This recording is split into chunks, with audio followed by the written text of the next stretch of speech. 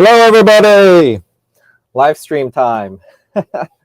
How is everybody? Today I'm going to be answering some questions that I've been getting. So, yeah, let me just go ahead and double check everything is going well with the stream. If everyone can hear me. Okay, all right, everything's good. All right, so yeah, so I decided to just catch up with you guys. It's been about a week, and the question I want to cover today is one that I've been getting quite often, which is are my thoughts on retiring in Latin America versus Asia? But before we do that, I just wanted to go over my comments. Ideas how to cross the road in Thailand without a crosswalk, Frogger method, dealing with how ATMs give you thousands, but taxis and tuk-tuks will never have change. Two hassles I've never had a video about. Yeah, you cross sidewalks at your own risk, and you go to a street vendor before you get in a taxi. That would be my response. Yeah, those are just annoyances. But just in general, it's just a good idea to have common sense. I'm gonna go over road fatalities, and America isn't all that great either. It's just that we don't really walk around in America to understand the danger, or we're just in ignorance. But whenever you're driving or walking through a sidewalk, you just make sure you look both ways. You know, I remember being taught this even when I was like a 3-year-old kid. You know, it's just common sense. Before you cross, you look left, right. But I get that mixed up when I go between Thailand and America because they drive on the different side of the road. So, oh man, I just forgot. They drive on the left side. So they're coming from there. So I don't look left, right. You're supposed to look right, left.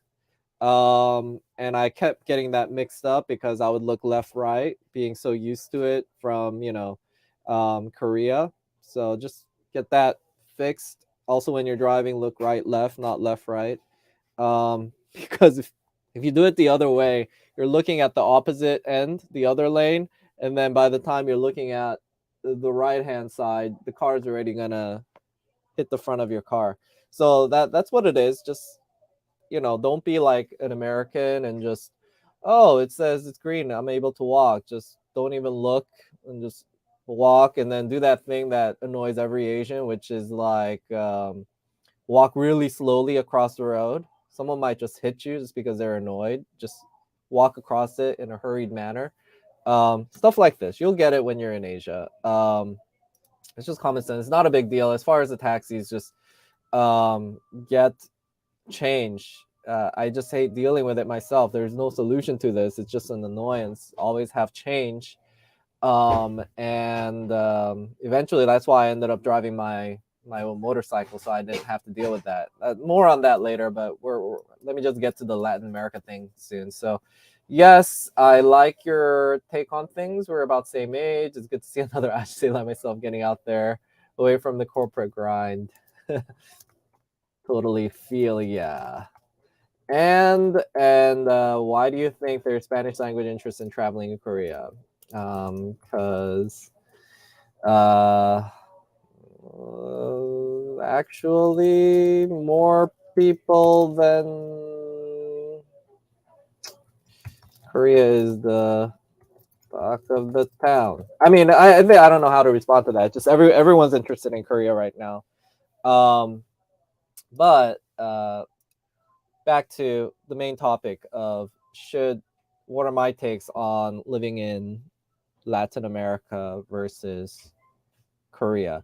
As a matter of fact, a lot of my subscribers have been interested in Latin America. I know there's a lot of content about Latin America. It happened because there like Mexico and Colombia, popular countries that don't have such strict requirements. People get to travel there, and Asia has been sort of locking down. So a lot of the focus has shifted to Latin America. And I have to say that, Latin America is a very attractive place to retire. And the pros would be cost of living, just based on my friends who have bought condos there and stuff like that. I think you're gonna get more bang for your buck, and that's even compared to Southeast Asia. That I think is the main upside. Um, they also have very good visa policies. I know that like my friend who got he's like arguing for retirement in Latin America has some very good points on this. I haven't done the research myself that much, but he has, so much so that I think he spent like $100,000 to buy a condo in like the center of Medellin, beautiful country, city in Colombia. Um, and the ladies are hot. It's if you're into little Latinas, it's very affordable. Plus, he gets citizenship or something. Like that's crazy for buying a condo of that price or something like that. Which then entitles him to the pretty good national healthcare system over there, which should really be. I mean, when you're thinking about retirement, I think the number one thing you need to really think about is your health.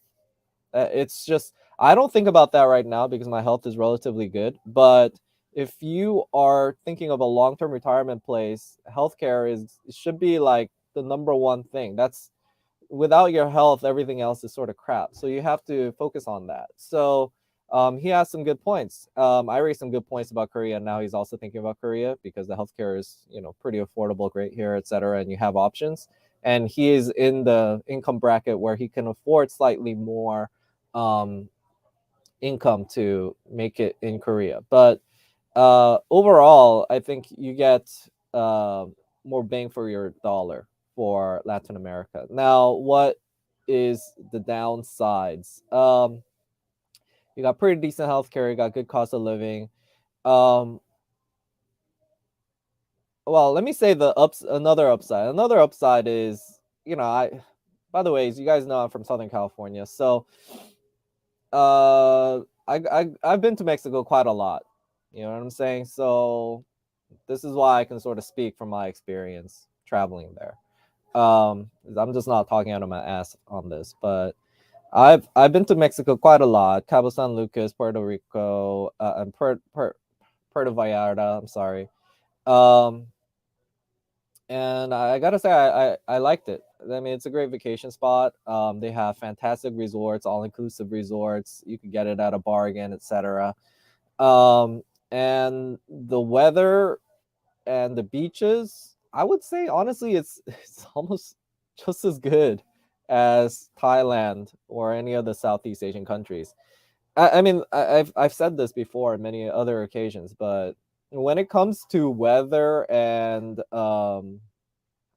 environment, um, like to me from Southern California, like I can't really see much of the difference between Mexico and Thailand. Like I get the Europeans hype it up because Mexico isn't close to them, so they go to Southeast Asia. That's like the closest thing they can get to a tropical, like islandish type of beach vibe. But you go to Mexico, and I'm sure everywhere there's probably even better beaches elsewhere. But Mexico, like you go to a beach, you just transplanted me instantly and transported me between like beach heads. I wouldn't be able to make a difference unless I saw the people there. You know, you got palm trees, you got a beach, it's warm weather, it's great. So the weather is great and everything. Um, so the, I think those are the pros. Now, what are my thoughts? I mean, why? To sum it up, I don't consider Mexico a long-term retirement spot for these reasons. Number one of the big pros is not a very big pro for me because it's like it's played out for me. Like I'm from Southern California, so I mean, I actually prefer the beaches in Southern California better. It's just it has like this more it's chill. It's not like East Coast where you got a bunch of huge like hotels and casinos like right up against the beach. It has like a chill vibe, like Laguna Beach sort of, Seal Beach sort of vibes. Um, but it's still like urban enough.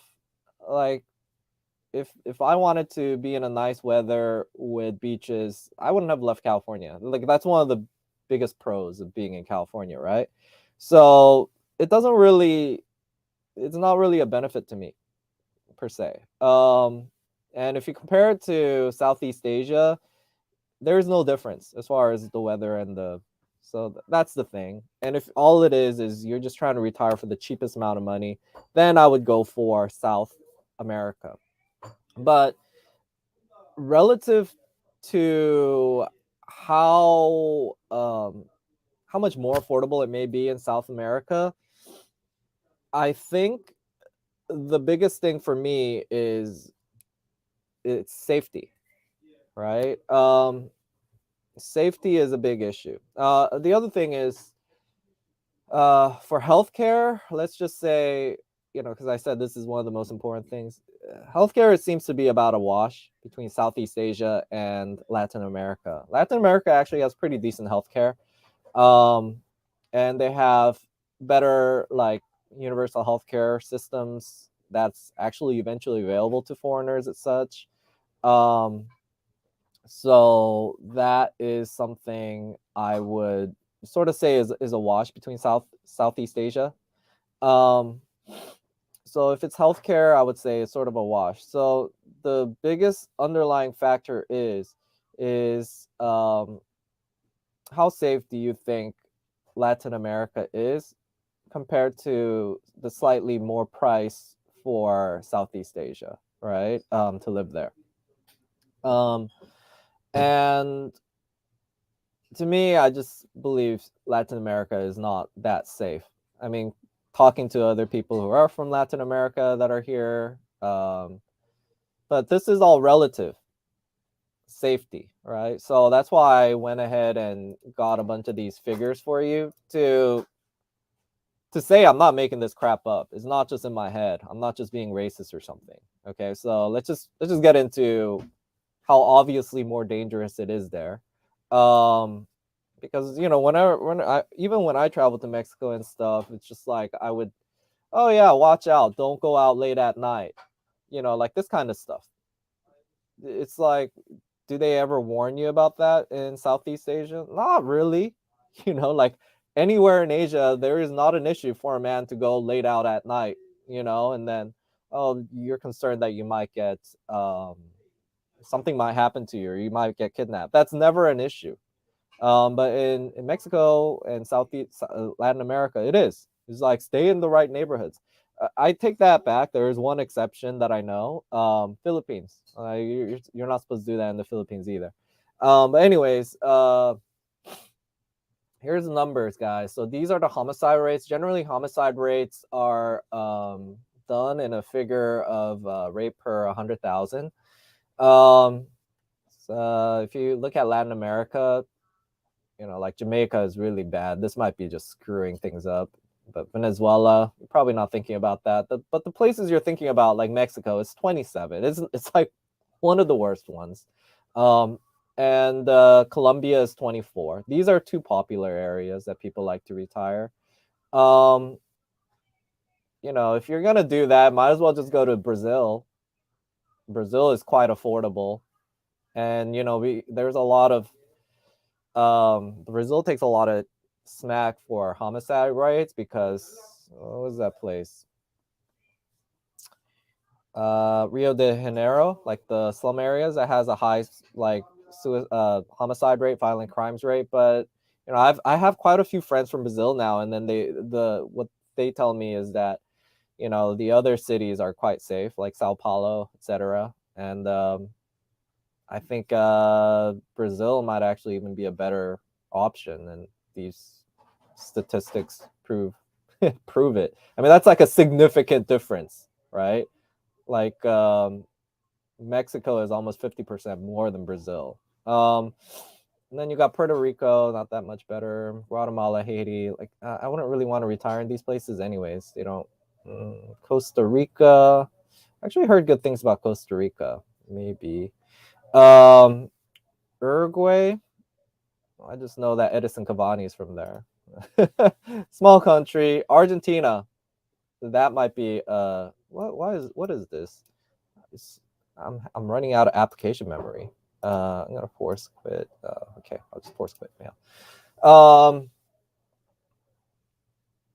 Yeah, Argentina might be worthwhile. A lot of what is going on here? Application memory. I'm just gonna ignore this.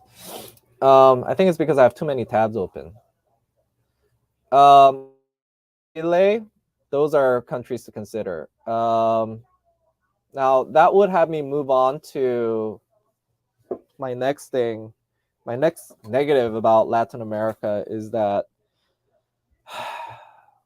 one of the main reasons for me, like not for retiring, but for my age, why I wouldn't want to base out of Latin America is Latin America is the most isolated continent to me.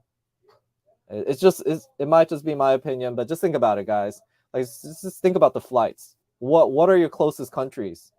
The closest places you could go to are, it's not even East Africa, it's like West Africa, the part of Africa that I'm not really interested in at all. West Africa and America. You're just isolating yourself. And to me, as like I gotta say, if I just had to pick one place to stay in, if I'm that type of person, I think I would be more inclined to choose Latin America. But you guys already know I'm not the kind of person that could settle down in just one place. It would get boring. But the flavor of Latin America, I also got to say, it's quite nice. I really like the cuisine there. I actually like it more than Thai cuisine or Southeast Asian cuisine. I've always said this. If I had to choose one cuisine in the world, it'd be Korean, but then after that would come like Mexican. Like that's just my thing, guys. I don't want to throw shade in American food, but I'd rather have a burrito over a burger any day. That's why it's like I really love Hispanic food. So yeah, cuisine's great, and also like the architecture and such.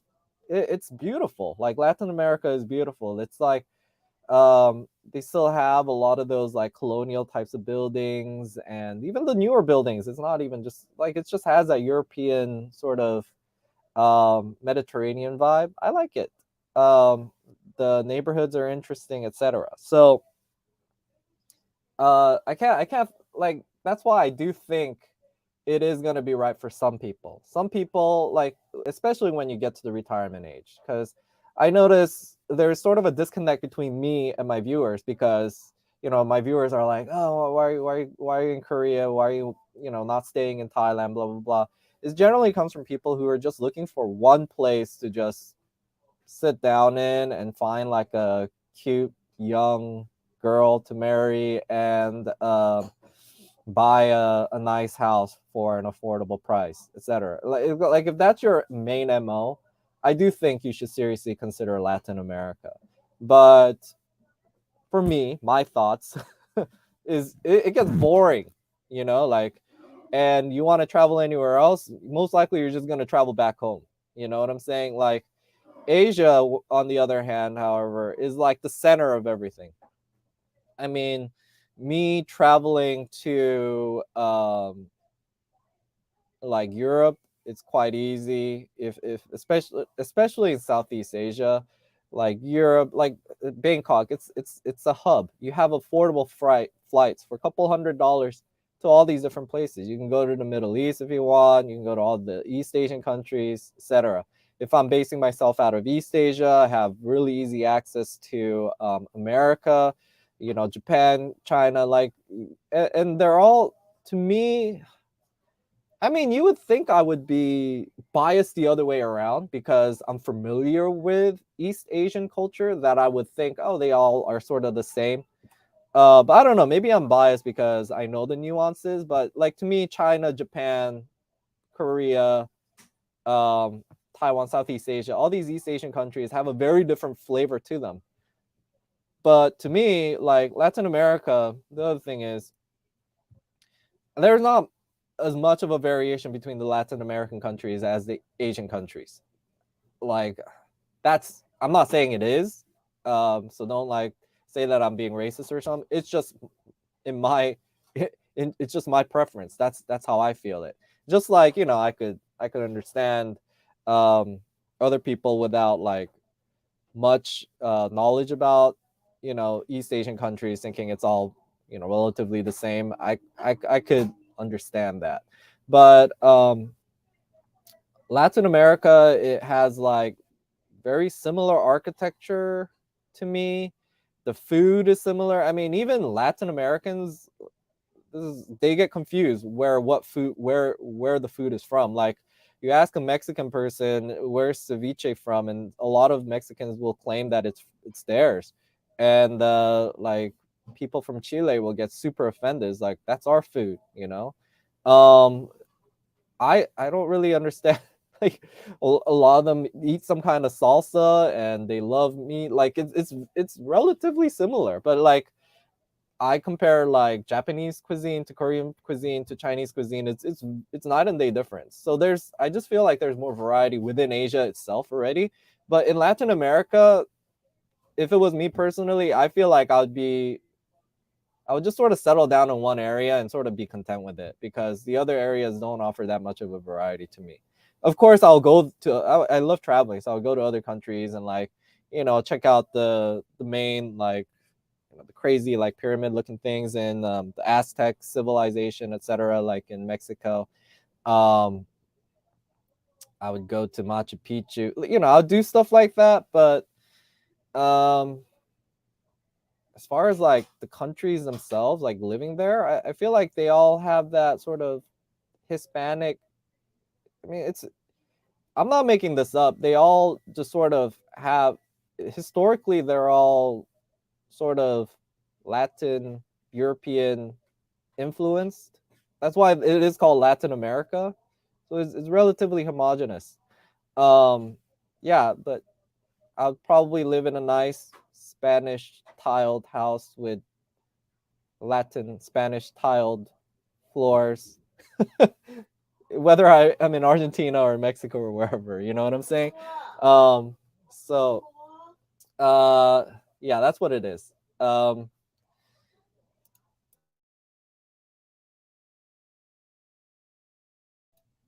And yeah, moving on. I just wanted to let you guys like, so I didn't just, everything is relative again. So this is the homicide rates here, right? Um, a lot of people are interested in Mexico, which is 27, Colombia 24, Brazil 19, and then you got Southeast Asia. This is in general. I think I don't have the breakdown per country. I could look it up a little bit later if you guys start commenting. Um, who's yelling in the background? That's that was my mother. She's like, oh, you know, do you want something to eat? Anyways, here it is for Southeast Asia. It's about 3, but it's been going down recently. So that's a good sign. It's up to 2018, so I imagine it's significantly lower. Because 2018 is a long time ago. And then, you know, the reason that I am choosing to sort of base myself out of Korea, although I think I will want to. I mean, if it was up to me, even though I'm basing myself out of Korea, I would like to be in other countries more on average. So, and that's because of the healthcare here is much better. It's more affordable in that sense. Retiring in the long term is more affordable, and I'll go over that. But let's just get these statistics out of the way because it's really lagging up my computer. In Korea, for example, the homicide rates. Jeez. It was 0.9. I don't have it. Oh, jeez. Okay. Hold on, guys. I had it up, and then homicide rate is, I'm sorry, 2.9. Wait, what is this? Oh, that's the violent crimes rate.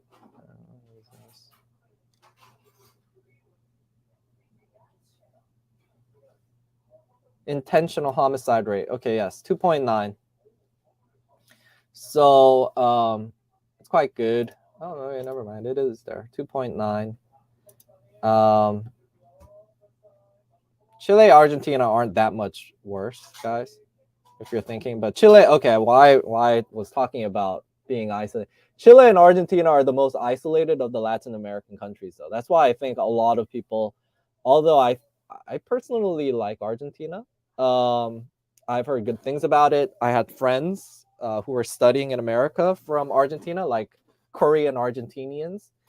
And it seems like a pretty safe, nice country. But a lot of people aren't retiring there. Why? Because it's so freaking far away. It's like, and where can you go that's closest to you? Literally the South Pole, like the Arctic tundra.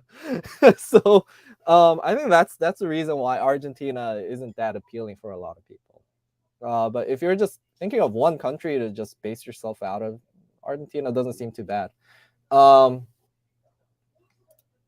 But yeah, I mean, if you're comparing it to like 27, like in Korea, it's 2.9. I also wanted to, like, a lot of Americans think America's super safe or something, but violent crimes rates 4.7. It's 62% higher than South Korea. So South Korea is significantly more safer because it's 62% more. But like, look at Latin America, guys. It's like, I'm not making this up. It's just absurdly dangerous over there. Like, the statistics prove it. So yeah, I mean, like, there's stuff in the news that you will never hear about in Korea. Like, oh, there's some drug like lore that went around, and like this drug, these gangs fought, and there's like, oh, 5 people dead on the streets. That's like never happened in like 20 years. Like, in Korea, it doesn't really, it may happen once every 20 years or something. Like, it's just absurdly safe out here, you know. In America, that's more likely to happen, I guess. Who knows? But for this also takes into account the rate for the whole country. But I think, I have a feeling one of the reasons America seems safer than it actually is there's really safe areas like middle of nowhere in the boonies that aren't cities. If you then isolated just the cities like LA or something, that figure is definitely going to go up. It's way more than 4.7. But in Korea, like, this kind of stuff doesn't even happen in the biggest cities. And like South Korea, like in Seoul is like the most densely populated area in the world, second largest metropolitan area, and it's still considered one of the safest areas in the world. So it's like, there's nowhere else you're gonna really get this kind of safety in a big city. And I feel relatively the same way about Thailand. I feel relatively safe there, but it's, how do I say? There's other factors to safety. Although Korea and Southeast Asia in general have relatively the same homicide rates, this is something that a lot of people are concerned about, which is like road safety. So I'm gonna go just talk about, like, I don't want to just talk about my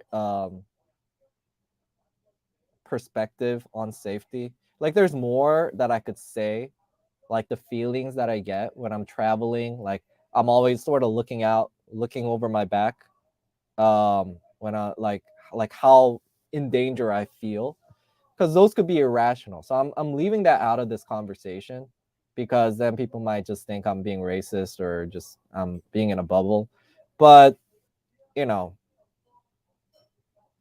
I think people ask me because like someone said this thing, in the world of the blind, the person with the one eye is still better than the one with none. And um yeah, I mean, I've been to Mexico a lot, and I've lived in Asia and I've lived in America. So there's, although I'm not going to claim I'm a PhD in this matter, I think I'm pretty qualified to speak on it because I have probably experienced more than like 99.9% of the people out there on this. Um, but I'm not going to just say take my word on it. You know what I'm saying? It's just when I'm in Latin America, I'm looking over my back. What can I say? You know, and I probably always will. Why? Because it's like these things, just the things that happen in Latin America just don't happen anywhere else. You know what I'm saying? And I'm looking over my back even in America, but um relative to Korea, but in Latin America is just a whole new level. You know what I'm saying? Um so yeah, I'm just gonna let you guys can just read between these numbers. Like, it's significant. Like every other place, like America and Korea, you're talking about like you're arguing over twos and fives, and then you go here, it's like 27, freaking 24. It's like I rest my case, you know. But if you still think it's safe, uh, like I'm not gonna argue with you. But ultimately, this is the thing. I'm just telling you my thoughts on it, but with everything, I think you need to experience it yourself. That's why I keep saying don't just take my word on it. You gotta travel there and do your thing. You know what I'm saying? So go travel and see how you feel about it. But these are just things that you should probably consider. You know, these are my thought processes on long-term stays. Um, so Korea is pretty safe. And then you're talking about road safety. Um,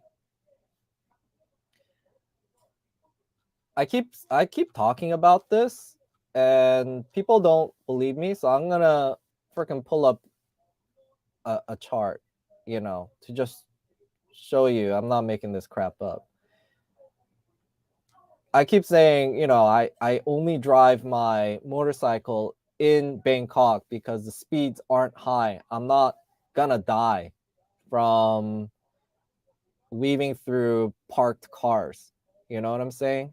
But I don't want to drive out in the middle of nowhere in Isan because people drive like crazy. I I say this, and people are like, they think I'm making this crap up. Um, Red basically is the worst. The, Kenya, where I'm from, it's pretty bad. I could attest to that. There's just, it's crazy just how they drive over there. But there's one country like in Asia that has a higher rate of death, like that red rate of death, and that's Thailand. Like, just if you watch the kinds of like in Korea, like when I'm driving, I just gotta watch out, like, you know, the blind spots, like these kinds of defensive driving techniques that you also learn in America. But in Thailand, it's a whole new another level. I mean, you just see like the daily black box shows, and it's like there's only two lanes, two cars going, and then you have a semi truck trying to cut in between them when there's no lane. Like this kind of stuff again doesn't happen. It doesn't even. It's like you can't defensively drive against those kinds of techniques. You know, um, and the reason that happens is not because I'm not. I want to reiterate, it's not that Thai people are just like bad drivers, they don't have good peripheral sight or whatever.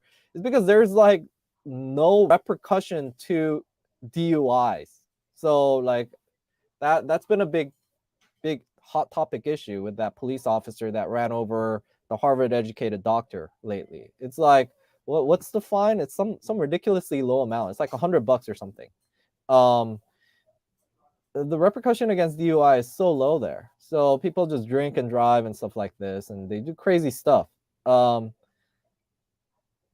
And these kinds of other safety issues that aren't like violent crimes, like, you know, when I'm out, I don't really have to worry about getting shot up by a gangster or whatever per se. Um, it's at a lower rate than America, guys. Well, let's just put it out there. I mean, you think you're in a safe country, but it's like 50% lower than America. You know, not 50% lower. That's different. America is 50% higher than Thailand, or Southeast Asia, right? Because it's like 2.9 and America is about 4.5, etc. But if you're living in a city, that's probably going to be higher homicide rate. So your chances of getting shot up is like almost half as likely, right? So, but there's other safety issues, and those kinds of like safety issues, I think like road accidents is a good statistics to look at. But there's others, like just it's just freak accidents that could happen to you. You're walking and then like these crazy power lines, they could electrocute you, or I don't know.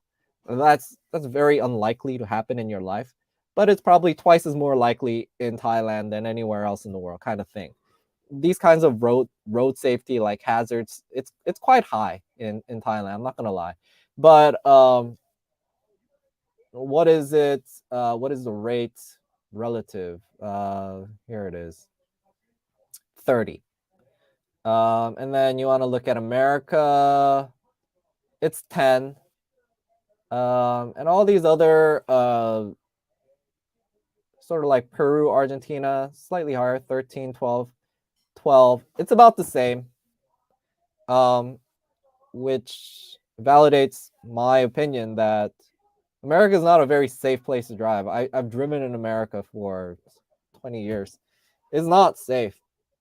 I'm telling you. Like, you have a lot of people complain that Korea is not safe, but I think that's relative because you got people from Europe, a lot of Europeans.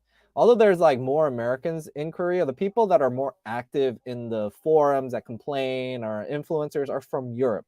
And Europe has very good road safety. Like, for example, United Kingdom, 2.43. I'm sure Germany's like way down here somewhere. Yeah, 3.2, blah, blah, blah. Um, Korea, South Korea is like 8. So yeah, compared to these people, it's twice as dangerous, more than twice as dangerous. But for an American, it's, it's pretty safe. This is why you got to sort of take things relatively. And I could tell you it's pretty safe here in Korea. Like, I don't that's why I think it's like the best country to be driving a motorcycle, right? You wouldn't I wouldn't really, yeah, no way in hell I'm gonna be freaking taking out my motorcycle and driving it on California highways. That's like asking to be killed, like, I'm not making this up. Here's the statistics. You could take it for what it is, but that's, since you're asking for my opinion, I'm giving you my opinion, right? My opinion is that America is quite dangerous. Homicide wise, like violent crimes wise, freak accident sort of wise, because people are stupid kind of stuff. It's more likely to happen there than in South Korea. That's why I feel relatively safe here.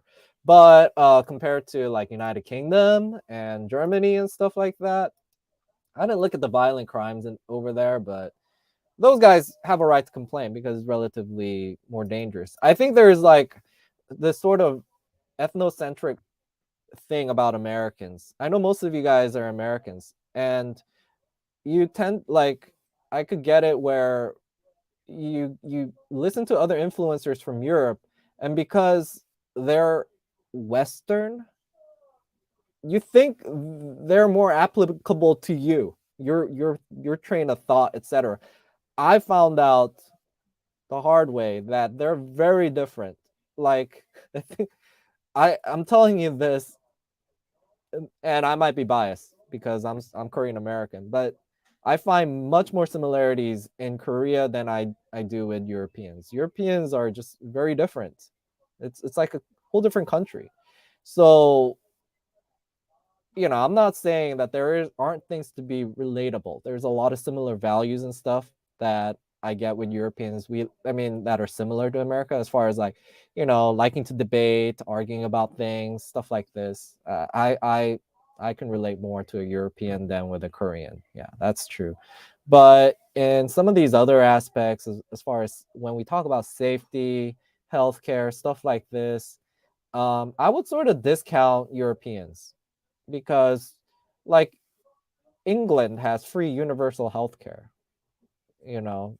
So when they say healthcare in Korea is expensive because we pay like $3 per visit, um, I would take that as like I would take that with a grain of salt if I was an American per se. You know what I'm saying? America and Europe is very different. So this is my opinion on it. To sum it up, uh, what are my thoughts on retiring in Latin America versus Asia? As you can see, I broke down Asia into two different areas, which is East Asia and Southeast Asia, because I think it's just very, very different. As you can see, just these numbers here, the road accidents, 30 compared to freaking 7. It's like, can't even do the math. It's like 4 times higher, right? Like it's significantly higher. There's 400%, more than 400%. So there's these huge differences. So that's why I'm breaking it up. By the way, you guys want to know what China is? China is considered a really dangerous country, by the way, for road safety, blah blah blah. But there's still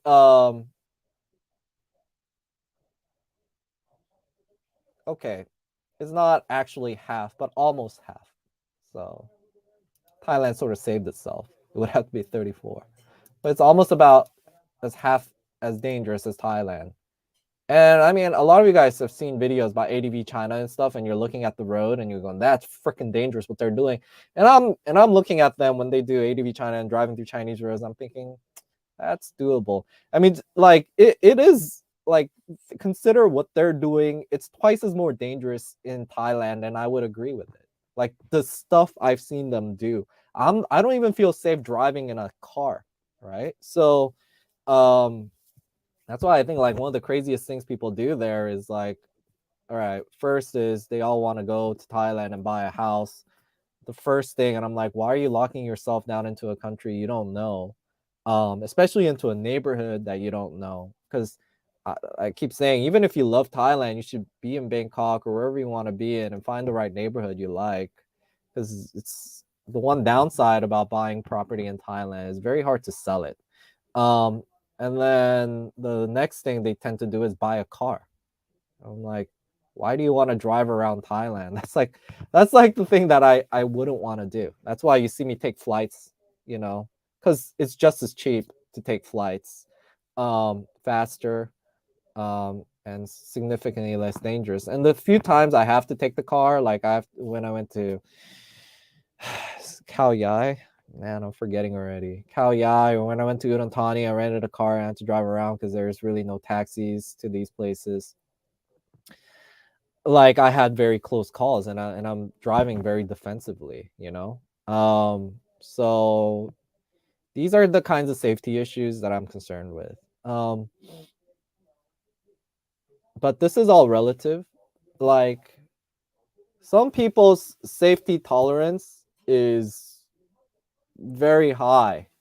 You know what I'm saying? They're not as risk averse as I am. So, I mean, if you're like a friggin' world, like Vietnam War vet, or you're in the thick of things in Afghanistan and stuff like that, your risk tolerance is much higher. So we're all just like, 30 deaths or whatever. It might not be much. We're just like comparing little things. It's all about the same to me.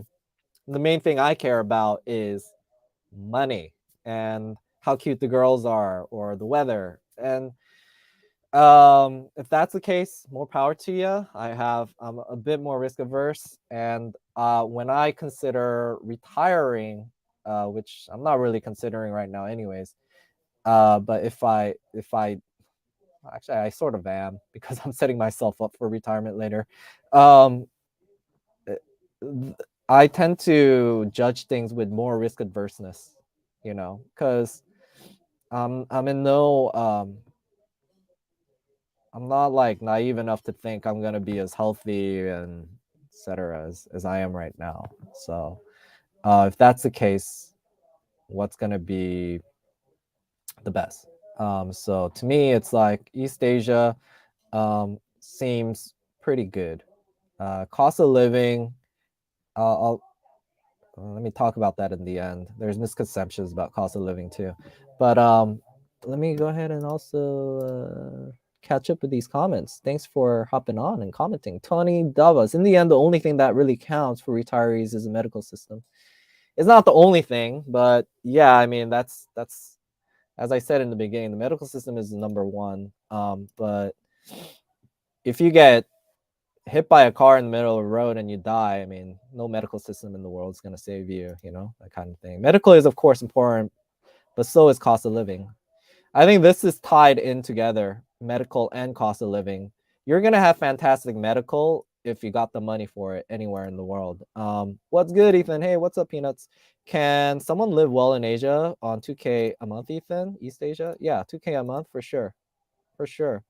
Like the guys that you see living in like middle class guys, they're making like 50, 60K a month, a year, you know, like upper middle class here. So cost of living, guys, let me talk to you about cost of living. It also depends if you guys are Americans or Europeans, because I'm going to admit to you guys, I can't really speak for Europeans because I don't know your guys' cost of living structure over there. But for Americans, this is where when some people might think, oh, safety is not that big of an issue because my tolerance for risk is so high, I'm a friggin' Afghanistan vet or whatever. If you're coming from America, like all the cost of living is cheap anywhere. It's so like minute little differences. But some people think like Korea is just going to be ridiculously high, you know, because the first thing they look at is like home prices, right? And the way they see the home price is they just sort of go, oh, what's the cheapest like home you can buy, you know? And first of all, it's really hard to get information on prices for homes in Korea because there's all these different systems, like Chonse, where you just pay a huge deposit and you don't pay a rent. You can buy, and you can also like just pay regular rent. So as far as I think, I'm gonna first compare Latin America to Southeast Asia, guys. And I can't really compare all of Southeast Asia because I mainly have experience with Thailand. So I'm gonna say mainly with Thailand.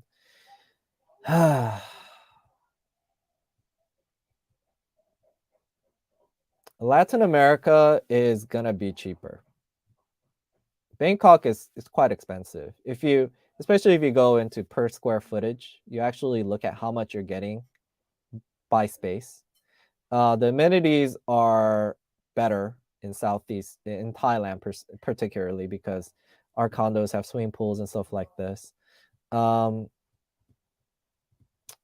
although I'm probably one of those people that gives more credit to that, even I have to say space is probably more important, you know? But I don't even consider buying like a house because you can't really buy a house in Thailand. But Latin America, the kinds of properties that my friends are getting is like almost twice as good.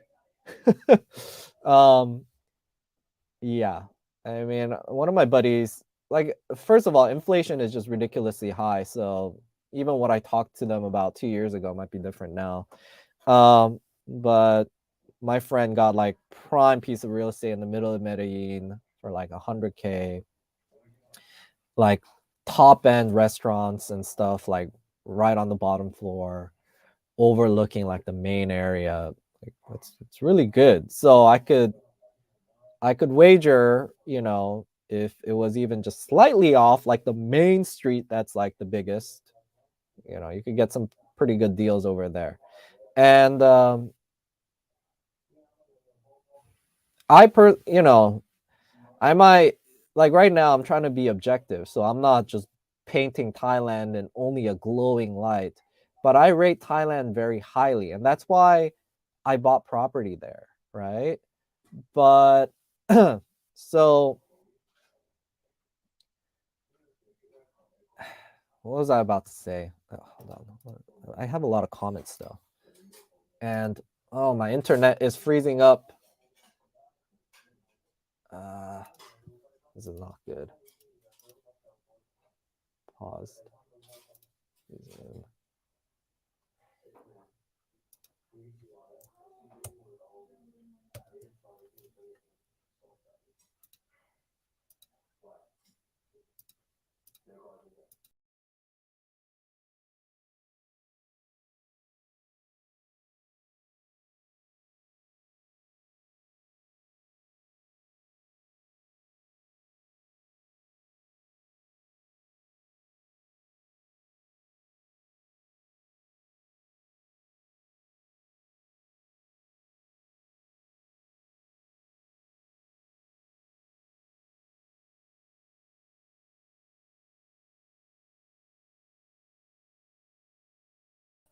All right, guys. Am I back? Am I back? So the virtual memory issue caught up with me. So I had to restart my browser. I don't know if I'm back though. What is going on here? Let me know if I'm back. Yes. Okay. Thank you. We hear you. Okay. Cool. All right. So yeah, I mean the property prices I think are better, and the other thing is you can actually own like land, from my understanding. But I don't know about all the different Latin American countries. But I certainly know you can do that in Mexico and stuff. And your pathway to some kind of a long-term visa or even citizenship in like Colombia just for owning land, owning an expensive piece of property, is available to you. But there is like huge risk to owning property in Thailand. And that's why I like really recommend that you consider it. Like a lot of people, you know, bring their life savings and are purchasing property in Thailand when they're retired. And I think that's very dangerous. It's very different from me, someone that is younger, that's not retired, to blow all my money into a property in Thailand than somebody who is retired. Because if you're retiring, like that's pretty much all the money you're gonna have for the rest of your. So that's different. With me, like if I blew it on this, then I could just work and make more money. And it's like I didn't even spend that much. I spent less than $50,000. You know, that's like I can make that in a year easily if I really really wanted to. So this is not that risky to me. But I just saw the statistic. The average American's net worth when they're in retirement age is 150K right now. And prices have almost doubled. So like you want to get a similar condo to mine, it's going to be 100K. So like you're blowing at least half of your money into it.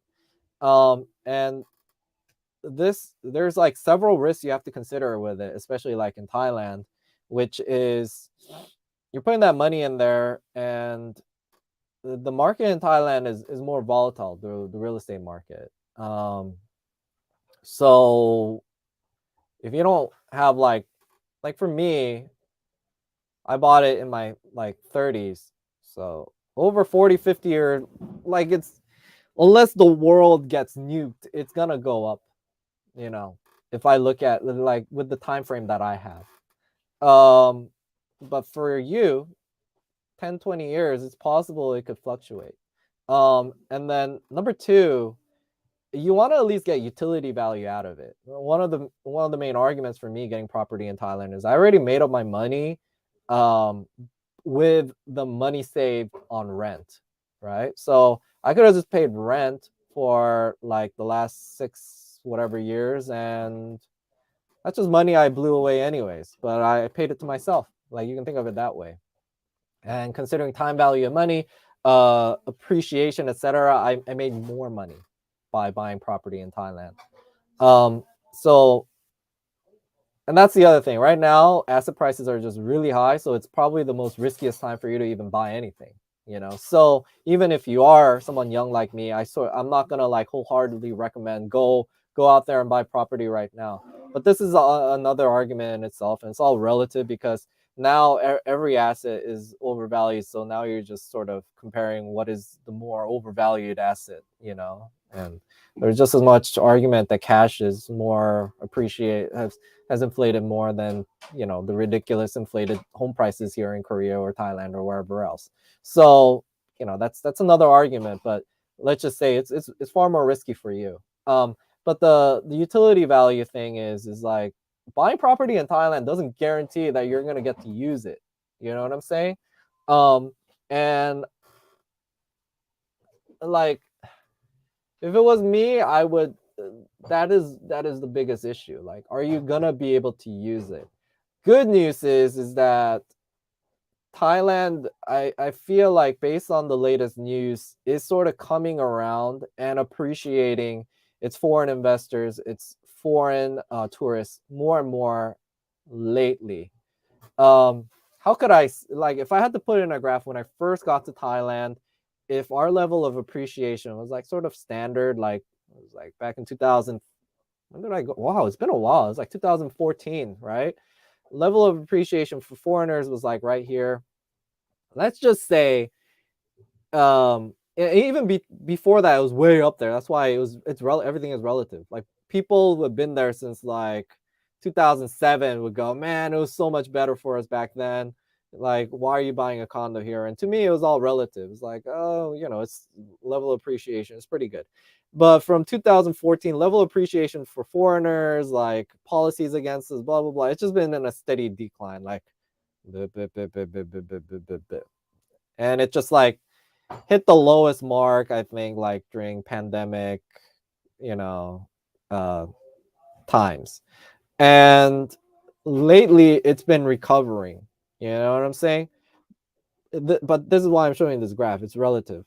It's still not at the rate that it was when I was first there. You know what I'm saying? That's all. You can read. This is just my opinion. But I'm happy to see this upward trend. And I think this upward trend, it's possible that it could continue. But Thailand isn't a very stable country as far as this. I mean, just look at how many military coups and how many like changes in their like government systems and constitutions they've had in the last like 20 years. I mean, we take this thing as for granted as an American, or maybe you've only like seen Thailand vloggers in the last 3 or 4 years when you've only had one government. But if you look at it, it's a very volatile government there. Like these policies could change at any point. So, I mean, right now they're talking about things like, oh, long-term visa for somebody who owns a property. I mean, I can tell you they've been talking about this for like a decade. You know, and it actually was available like in 2000, was it 97 or something, where you bought a property, you got like a unlimited renewable like visa or whatever during the Asian financial crisis. It was there. It's just significantly gotten worse since then. Worse. When people have just been talking, it's going to get better and better and better. And that's why you see a lot of, you know, people leave Thailand because although things might be better than, you know, America, like for somebody who's been in Thailand for a long time, we take things for a bit more granted, and everything is relative to how it was when we first got there, and everything's just significantly been trending down, you know. And you can't really say I'm just like stuck in a bubble because I've lived in all these different places, and just like judged by my actions. If I thought things were like so rosy over there, why am I sort of insisting and trying to base myself out of Korea even more so now than when I first came out, you know? Like it's all relative, but you're asking for my opinion, so that's what it is. But the good side is, okay, it was like, man, it's like it's everything, the camera's back, so that's, I'm sorry. So it was like here when I was first in Thailand, it went down and then it's recovering, and and like there's lots of positive news where I could see it even recovering higher because I've seen them talk about in the news, and I although they never why I said that is I've been hearing them talk about this, but just tell. It's my gut feelings. Just like this thing with, you know how I called it that there's going to be higher cases, but they're not going to lower the heighten the restrictions, because like that was just my feeling, and I'm right, like Thailand has one of the highest numbers. They're not really caring anymore.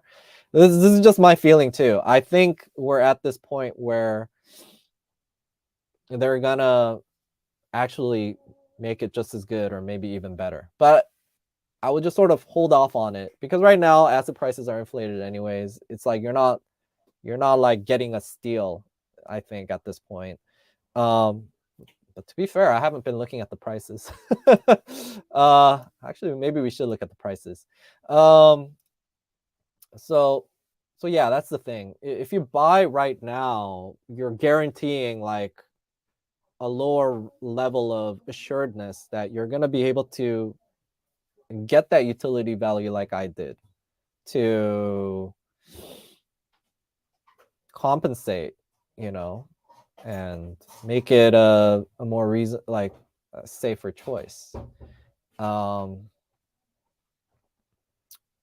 I would also be like, to be fair, I would also be hard pressed to find other places where you could put that money too right now, because there's just as much argument that everything else is inflated too, like stocks or crypto, whatever your flavor is,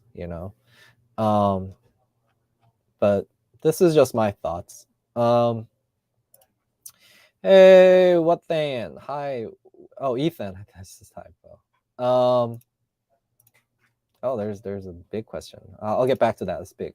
What's good, Chris? We hear your okay, thanks. Dog, love your live streams, but you spend way too much time on each question. Yeah, you're probably right. Gotta tighten up those answers, bro.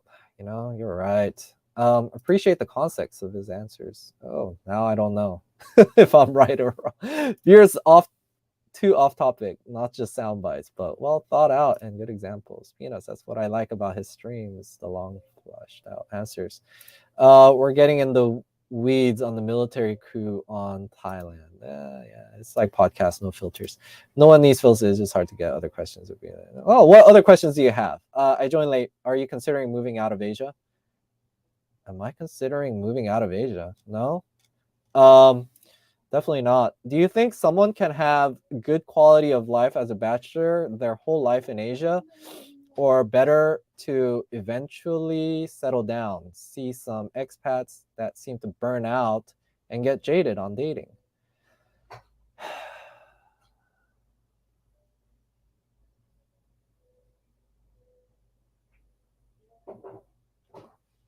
Okay, I'm gonna answer this, but I guess I have to assume something here. Settling down, I guess your definition would be then to settle down in America or like your home country only. But you could have a good quality of life as a bachelor in Asia, yeah. And I can only say it in relative terms. Compared to being a bachelor in America, yeah, like 100%. I almost don't see any negatives to being a bachelor in Asia compared to America. Like almost every matrix is good. Availability, like your dating life, is gonna be good in like every aspect. I guess that's why you say a bachelor, because what's the difference between bachelor and also being married? Quality of life, as far as like how much bang for buck you get, like places you could live in for the same amount of money. Especially now with work becoming more remote. I think everyone should significantly be considering moving out of America, Not because I have any shade or hate for America, because what allows you to move out of America is the fact that, you got your nice income from America. But yeah, everyone should consider it. But then again, I don't want them to, because I need them to work there and then keep the country going. So, you know, we can reap the benefits of them working their asses off there. But for the 3 people that are on this stream right now, like, yeah, just if you're just looking out for yourself, that's what I would consider. Could you like be more specific? Settle down, get married in this case. Do you want to get married eventually, Ethan? Okay. Ethan, what do you think the American that went to compete for China? I don't want to talk about China at all, because let me tell you one thing. One aspect of living in Asia, and it's gonna be the same in America too. Just look at freaking LeBron James. Can't be throwing shade in China, but you know, if we ever meet in person, I could talk about this with you, because we could talk about it without it becoming like political, just whatever. I'm not gonna talk anymore about China, because I gotta live in Asia. That's a trade-off. Have you met any retirees on a very modest budget that are living the life you imagine for yourself in the future, or is this a hypothetical exercise? Please don't talk about China. Yeah, not gonna talk about China. It's that's way off topic. Do I very modest budget? Yeah, my parents like live very modest. I think their income is like $500 a month. Like it's really low. Um, and they could even afford to have their son live with them. You know what I'm saying? Like, just think about that. Okay. Let me get back to this. I don't want to go off topic. So I appreciate you keeping me on topic. Settling down, married. I think this topic of becoming jaded with being a bachelor only and not settling down is not specific to Asia. I'm just gonna I could go way off topic. Maybe I'll go way off topic here, but the context is that I think people get jaded because just dating girls and just having superficial relationships, it doesn't matter where you are, whether it's Asia or whatever, it eventually gets old to a lot of them, including myself, you know? So you need to find like a lot of things that you see on YouTube is superficial. I mean, you know, if you're like a Christian, you know, or Buddhist or any of those religious people, you also this is just human philosophy in general that's existed in knowledge for thousands of years. Everything is eventually becomes useless, uneventful. So yeah, I do not recommend and I keep telling you this, do not base your life on just like small segments of happiness that you see on YouTube, you know, especially from influencers who've only been in Thailand for a year or something. Everything gets old. And that is why my life is all about continuing to travel, to continue to have new experiences, because I already recognize this. Even before I went to Thailand, I knew this. And maybe it's because, you know, I lived in different countries all my life. Ever since I was a little kid, I was living in Africa, in America, blah, blah, blah. And I know every time I move, it's interesting, exciting, and eventually gets old and unfulfilling. And you know, there's other levels to this. Like eventually you might find a cause or something you can dedicate your life to, that's more important than your experience and happiness. But as far as it going to individual happiness, everything gets old. Every little thing, like girls, they get old. Like food, I'm sure. Like who's the biggest like food guy? Anthony Bourdain. Why'd he commit suicide, or what did he do, drugs or whatever? Like, I mean, it's like he has access to the best food in the world. Like everything gets old.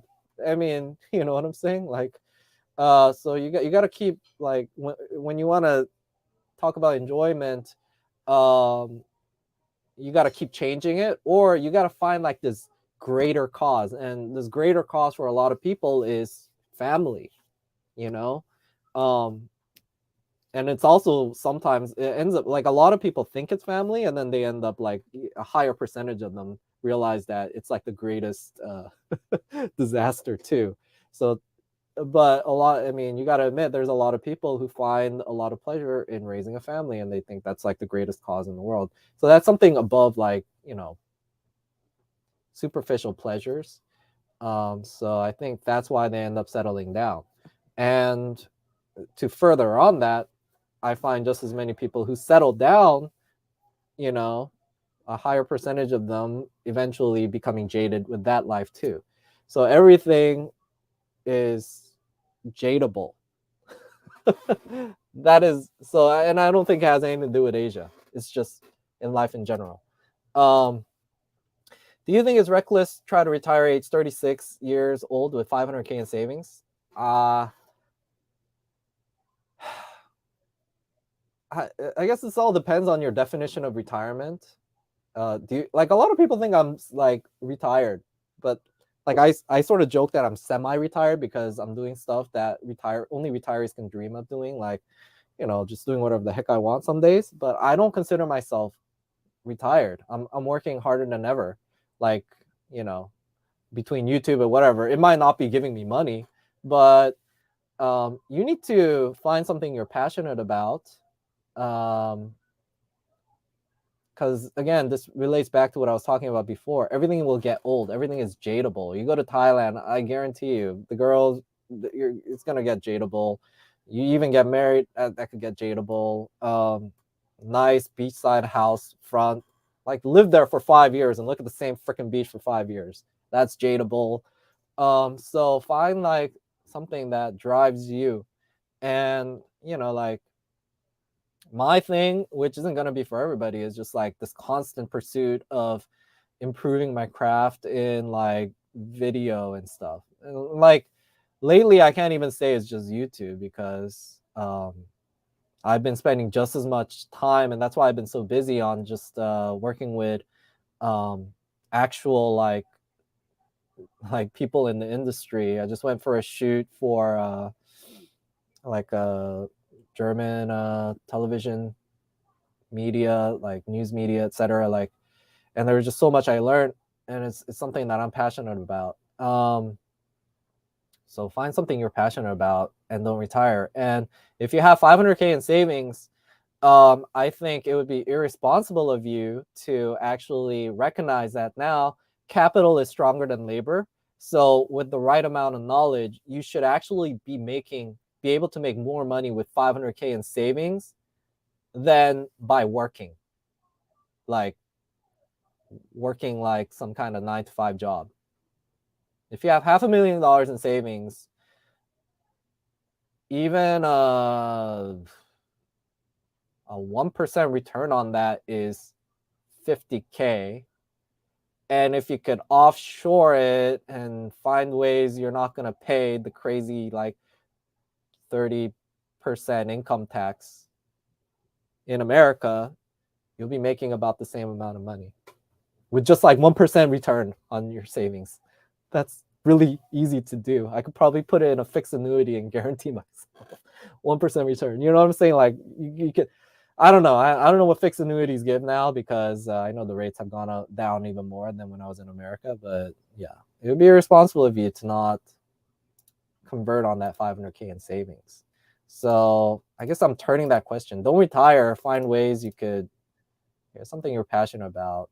And if you're just talking about purely money, quitting your job, if it means that you can actually figure out how to maximize on that savings, would be a better, return on your investment. Retire in Asia, I mean.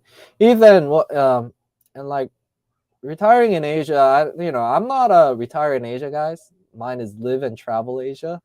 So live in Asia, offshore taxes, decrease your costs, so the return on your investment there is much higher, and your time, right? Ethan, what would you do if you had a retirement income of $3,400 a month?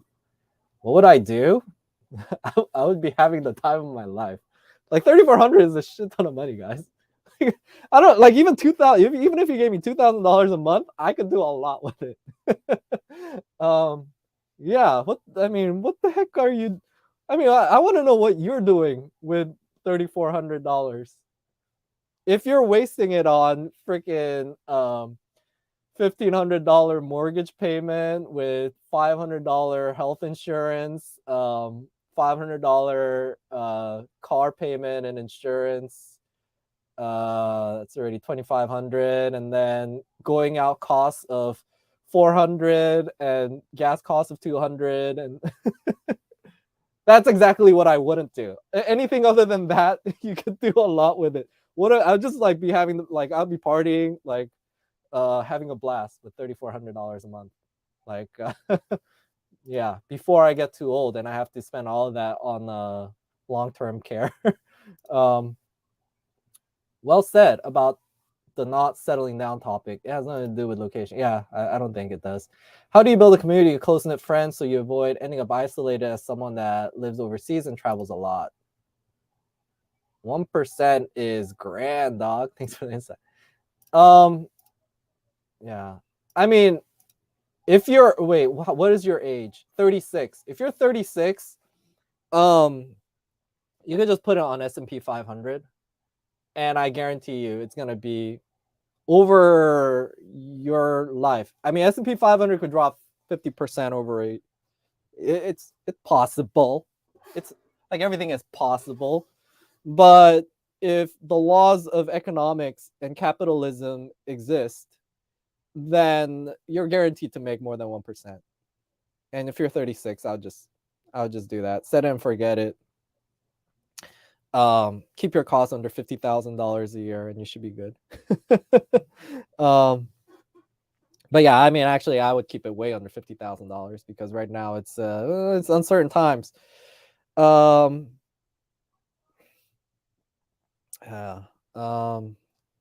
a community. Let me answer that. I like Peanuts. He's asking me a lot of questions, so it makes me keep it short. How do you build a community of close-knit friends so you avoid ending up? For me, that's never been an issue. I have too many friends and too many people, so I'm probably the worst person to ask. But I can tell you what other people are doing. I mean, with me, the way you end up with a lot of friends and stuff is you just go out there and just be social. Seriously, even before I was doing YouTube, I had way too many friends. But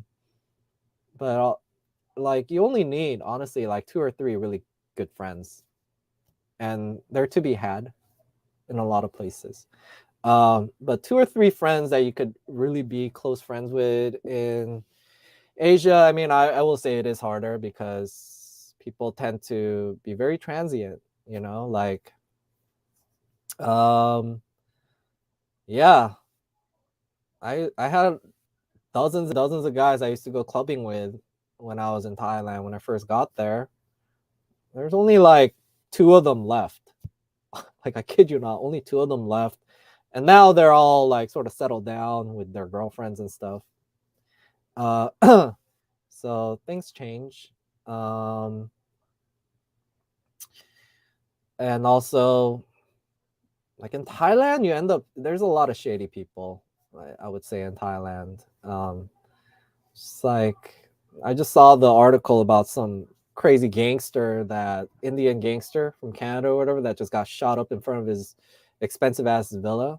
Like, so that would mean if I met this dude, Indians, like, I'm sorry, I'm being a little racist here, but my perception is they're just like very like peaceful, like computer loving kinds of people, and he lives in a villa, and I would think, hey, this is a cool guy.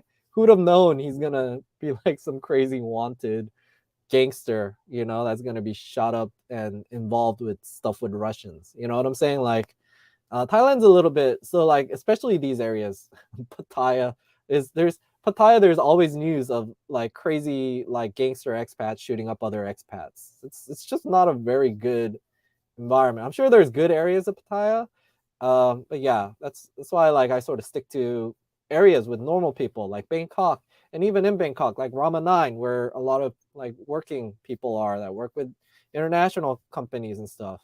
like just put yourself into areas with reputable people. Like don't be making friends in soy nana or soy cowboy. You know what I'm saying? Like that's the worst mistakes. That's I'll tell you what not to do, which a lot of people do.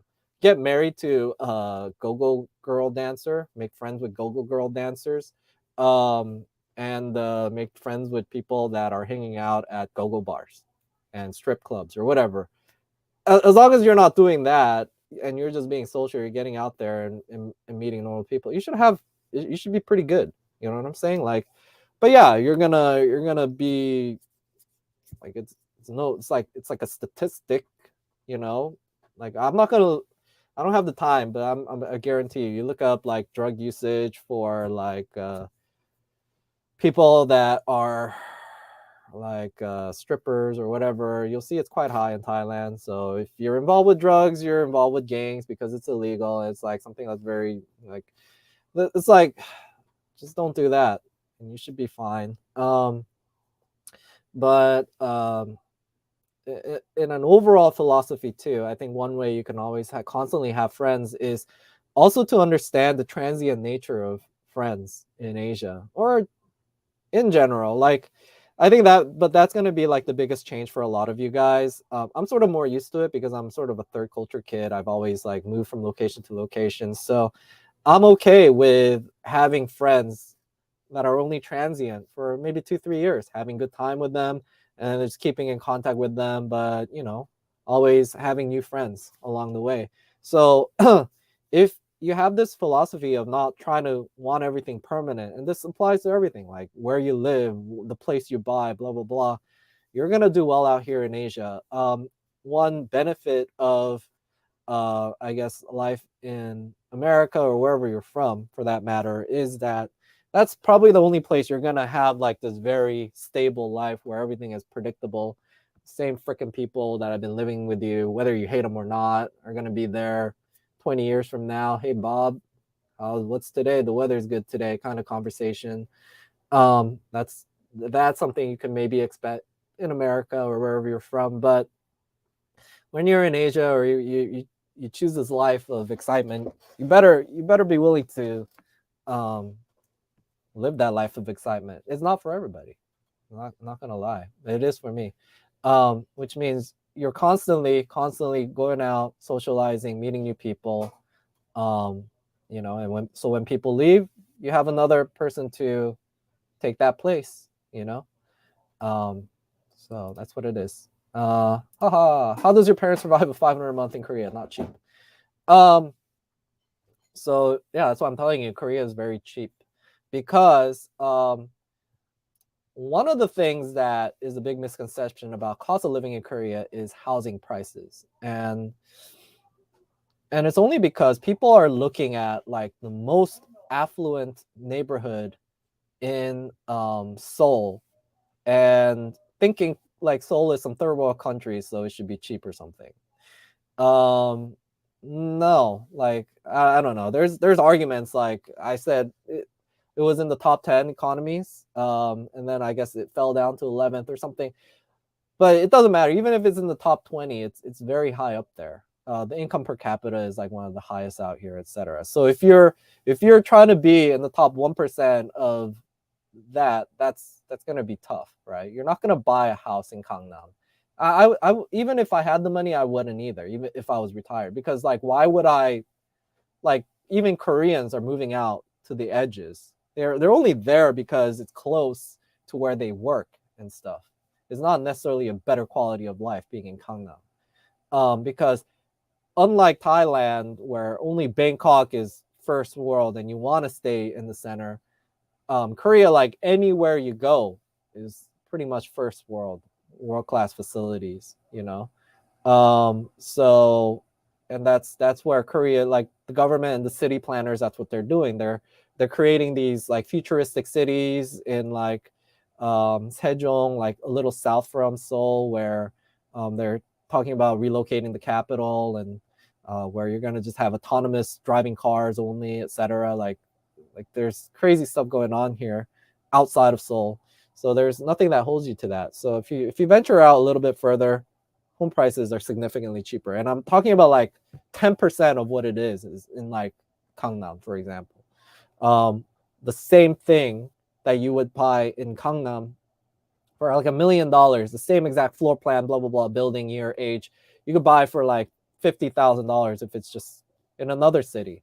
And as long as you're retiring, so it doesn't matter, like you're going to have a better quality of life because the air is going to be better. It's going to be next to a beach. It's going to be like, you're going to have the same big, like mega freaking malls and stuff right next to you.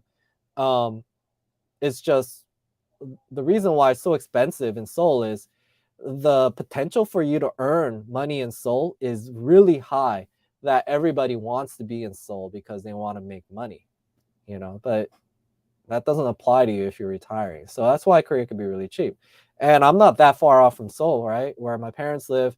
There's a subway right here. I could get into Seoul for $2. Less than $2. I think it's $1.70 actually, but I like to like transfer and do a bunch of stuff. So like one way is usually $2. So it's like I could pay $1.70. It's the same price I pay like to get from like Rama 9 to like Asok on a taxi actually.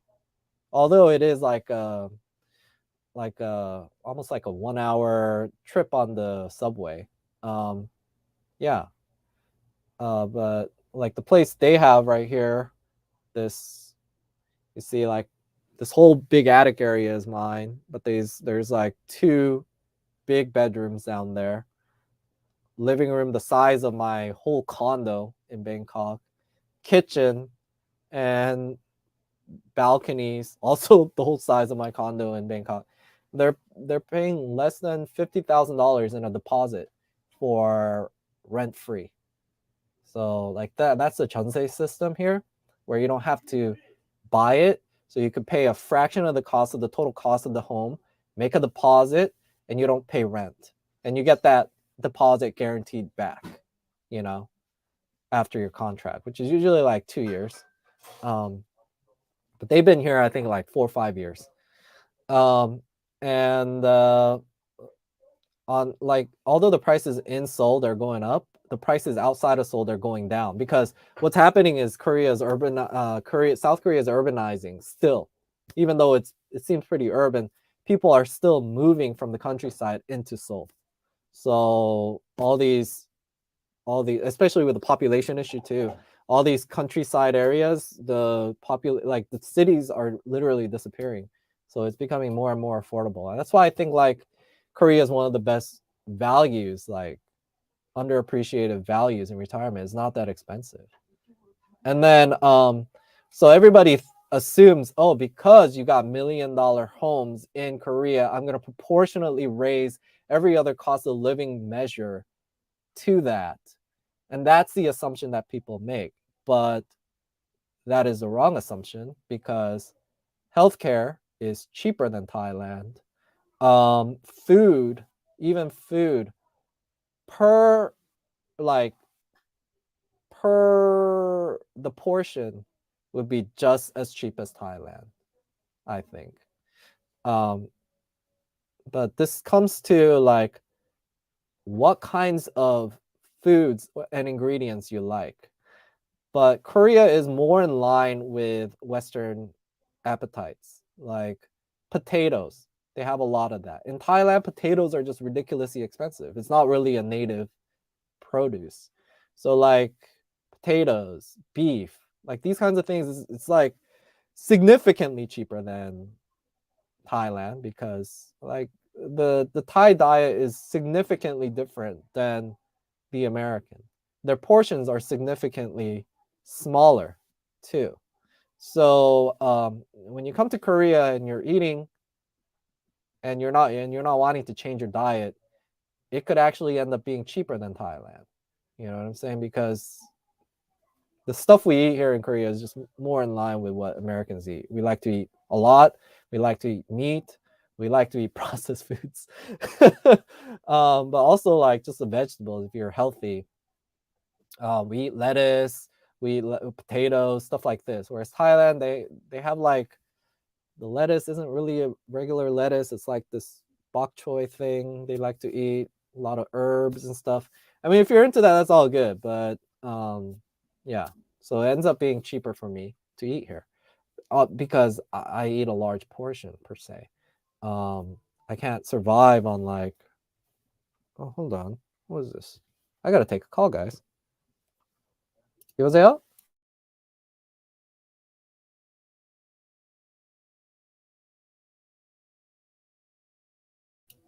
네, 네. 네, 제품은 잘 돼요. 네네. 근데 궁금한 게 그게 아직도 그 DJI 그 뭐지? DJI 그 서비스 있잖아요. 그 인슈런스 보험이 연결이 안 됐어요. 아직도. 네.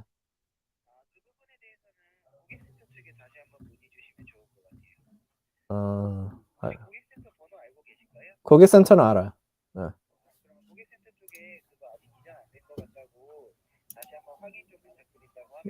네. 추가적으로 궁금하신 내용 있으시면 이 번호로 전화 주시면 되고요. 네. 제가 통화 종료 후에 고객님께 만족도 조사 설문지 하나 발송해 드릴 건데 그 부분 좋게 진행 좀 부탁드릴게요. 네.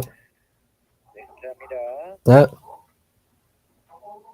Sorry guys, my drone crashed and I've been waiting on a call from them. So I like customer service in Korea too.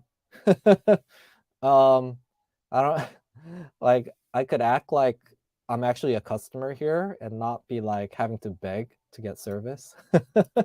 My retirement starts next month. Ethan, oh, that's awesome.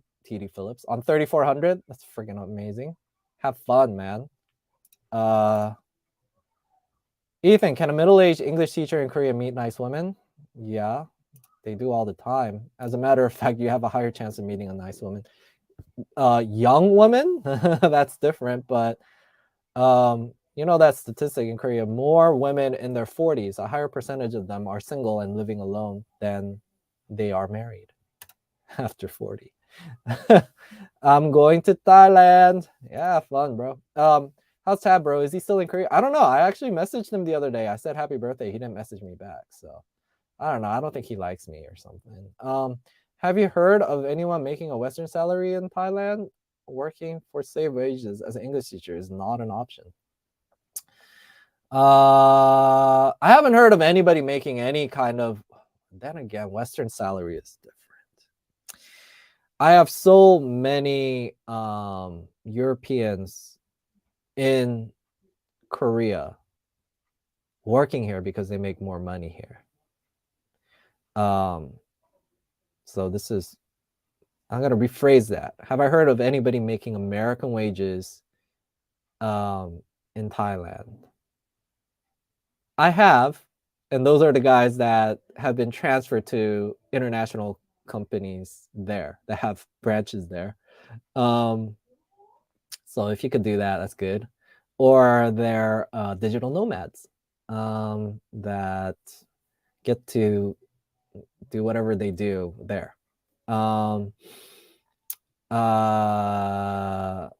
English teacher in Thailand, yeah, it's slave wages pretty much, I would say.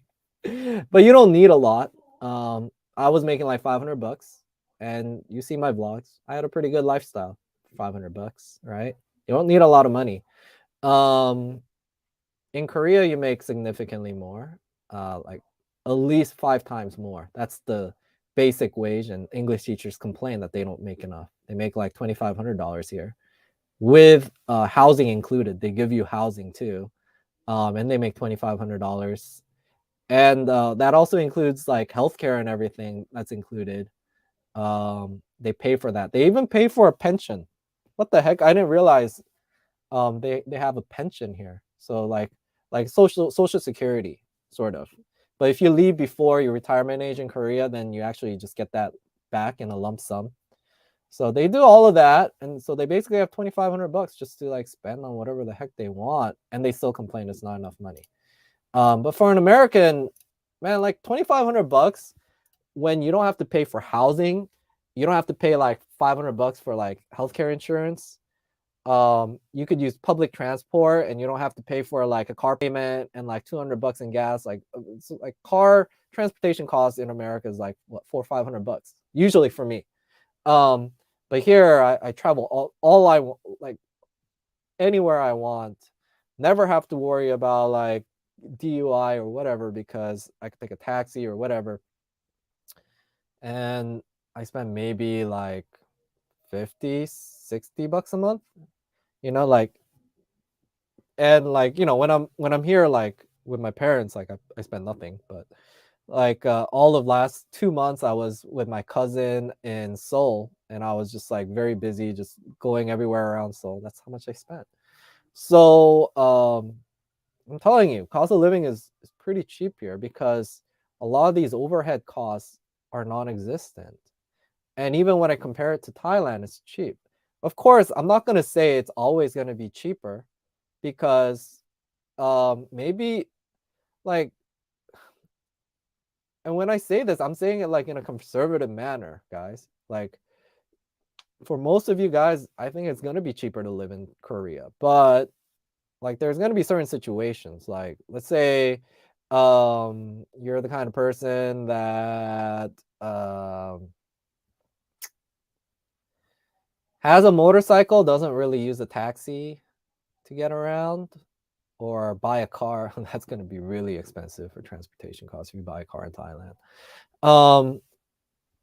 Then but you just like sort of just stay in your condo and you just walk around your area, then transportation costs could be cheaper than Korea. Yeah, I give you that.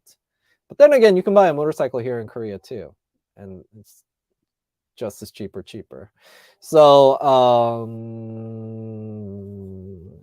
you have to buy a house in the very best neighborhood of Bangkok. So yeah, it's gonna be cheaper in Thailand. But I think the main cost that's high in Korea, which I think you're all interested in, but don't ask explicitly, is the cost of dating. You know, I mean, if you take that factor out, Korea should be cheaper. Yeah. And also if you don't have a good amount of money saved up so you can pay like the large deposits so you could live rent free. Again, get that. You're gonna live rent free in Korea if you have like even like $100,000 saved up. I'm not saying you have to buy a house, you just deposit it. And this is why it's not that big of a risk. You deposit $100,000 on a property that's worth like at least $200,000-$300,000. Worst thing that will happen is you end up with a $200,000-$300,000 house. You know, but you could deposit it and then you can live rent free. Yeah, compared to Thailand where you need to buy and lock yourself into a condo with that money, or you have to pay rent. Yeah, and that's an issue. One and the other thing is like the other lifestyle is you need a really good gym and a swimming pool in your condo. That's like a necessity. Then it would probably be cheaper in Thailand. Yeah, but as long as you're not like you don't have those specific requirements and you're relatively flexible on those aspects, it should be cheaper for you to live in Korea, I think. But like every country, there's a bit of know-how and a learning curve.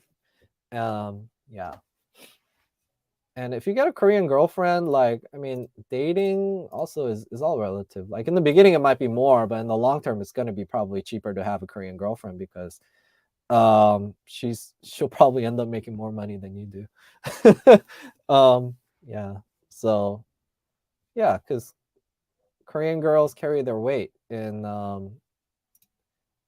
you know, like that's also the big misconception. Like if you marry a Thai girl, it's gonna be cheaper for you because you think like they're from a third world country. So they're not going to have interest in Chanel bags or Gucci bags or whatever expensive thing they want as presents. Like in Korea, yeah, I gotta say there's probably more interest in that, but they're gonna buy it themselves. You know, I might be able to get away buying a Michael Kors or a Coach bag for a couple hundred bucks instead of like a couple thousand. But in Korea, like girls make their own money, so ends up costing less. TD Phillips, wow, you're lucky retiring young. Okay, yeah, where's Tad? Good question. Tad, I don't know, man. He might be in Singapore. He could have very well gone to Thailand already, you know, because that guy was really desperate to go to Thailand because there's some really good golf places there. That's why I might not have been able to get a hold of him. 62 years young. I put in the time. Damn, TD Phillips. Jeez, yeah, you definitely put in the time. Tad went to Pattaya, got bored of you. Yeah, seriously. TD Phillips, congrats, TD. That's awesome. Best of luck on a long retirement. You will love Thailand. No wife or kids. First wife, 14 years. Second wife, 7 years. Both Thai in America. Oh, interesting. Looking for third. Red. What's up? I don't know what that is. I'm a free agent now. Why would they let me go?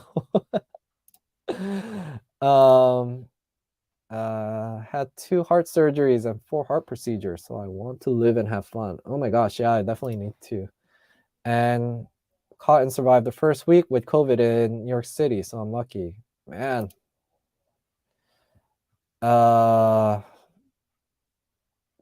You could die of a stressful heart attack in his 40s? Jeez, man, that sucks.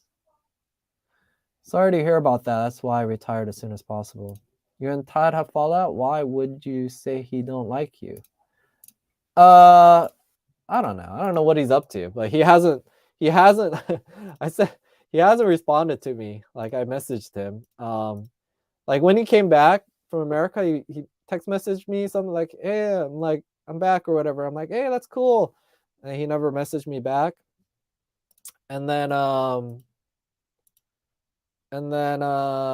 he went to, like, it was his birthday or something. I saw it on Facebook, so I said, "Hey, happy birthday." Never messaged me back, so I don't know. I can only assume he doesn't like me. Can someone teach part-time and still make 1,500 to 20? Yeah, it's possible. I was offered a job. I didn't accept it, but it was like 3 days, or was it 2 days? And I would teach for like 3-4 hours, and I would be making 2,000.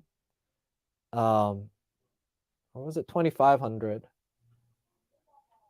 It was a pretty decent setup. So yeah, you could. It's possible.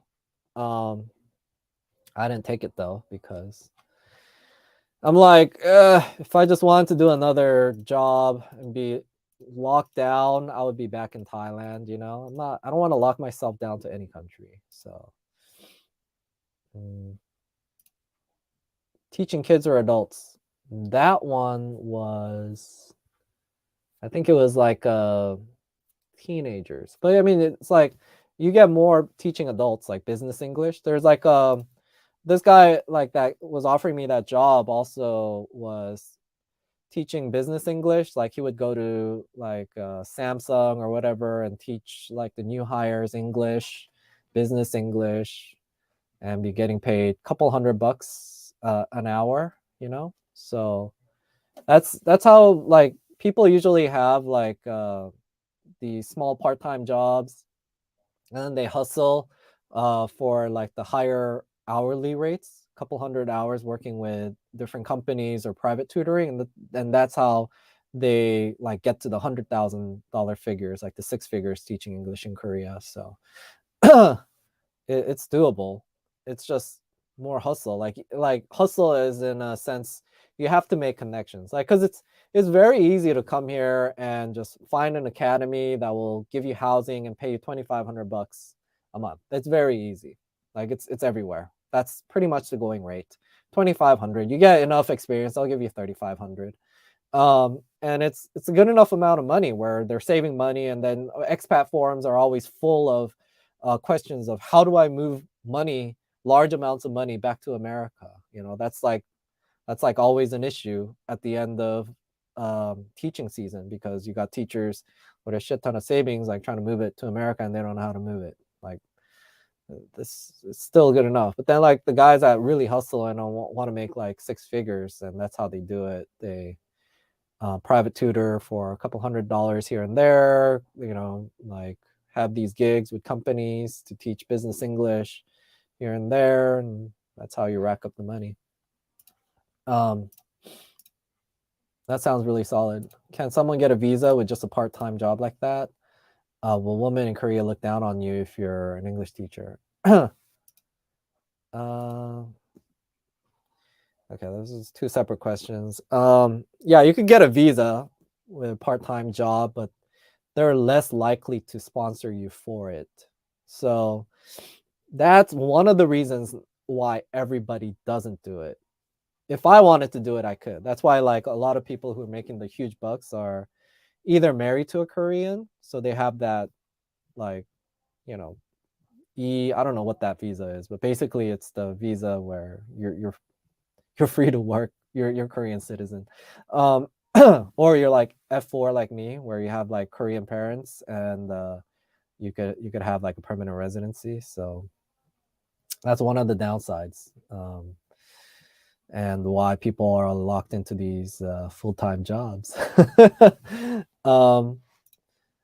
Will Korean women look down on you if you're an English teacher?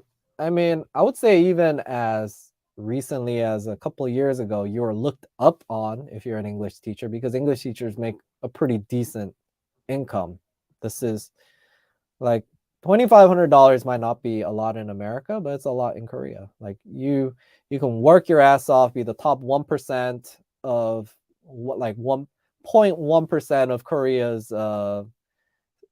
like academically, and get hired at Samsung, and you still only make $2,500 a month starting. You know what I'm saying? So being an English teacher is pretty good, but this is all relative. Are you gonna try to like date a girl from the richest family in Korea? Yeah, she's gonna look down on you. And there's actually a lot of very affluent, well-off professional women in Korea. More so, like you just randomly walk across the street and you pick a girl, she's gonna be, there's a good chance she's gonna be significantly more better off than just a random girl you pick off the streets in Thailand. You know what I'm saying? Like, so for the same level, you're not going to be looked down upon anymore. As a matter of fact, I feel like you get looked down upon more in Thailand, because English teachers are grossly underpaid in Thailand, in my opinion, because they don't really value like learning English as much in Thailand, to be honest with you. I mean, in it's sort of a known fact, like in Thailand right now with the current government, as a foreigner, you're not really like, there's like this sort of, how do you say, this narrative that's been painted that we're like morally bad for society and stuff, you know, like there's this perception. We go there and it's like, it's to some degree it's fair, because you know, you go to Soy Cowboy and all these go-go bars, and who's like there getting drunk and acting a fool? Mostly foreigners, right? Who's like going against the grain of society there and refusing to wear masks and blah blah blah. It's the foreigners, right?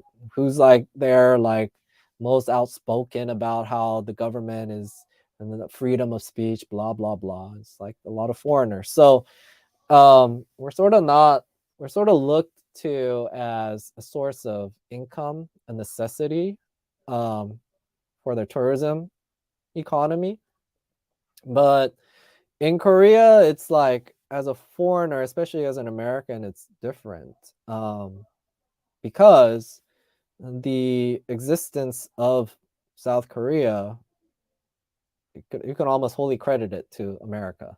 You know, like their continued existence largely due to America having forces here. Like, it's arguable, but a lot of Koreans see it that way.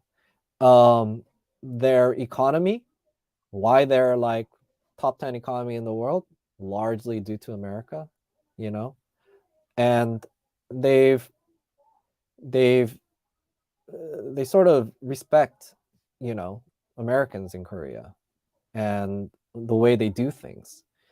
So, like, in Thailand, you hear this a lot. Like, this is Thailand. Like, you like Americans will go and complain, oh, why is there nobody working like at 7-Eleven? Why are they looking at their phones or blah blah blah? Or you go to the bureaucracy and you complain like there's a more efficient way to do it or something.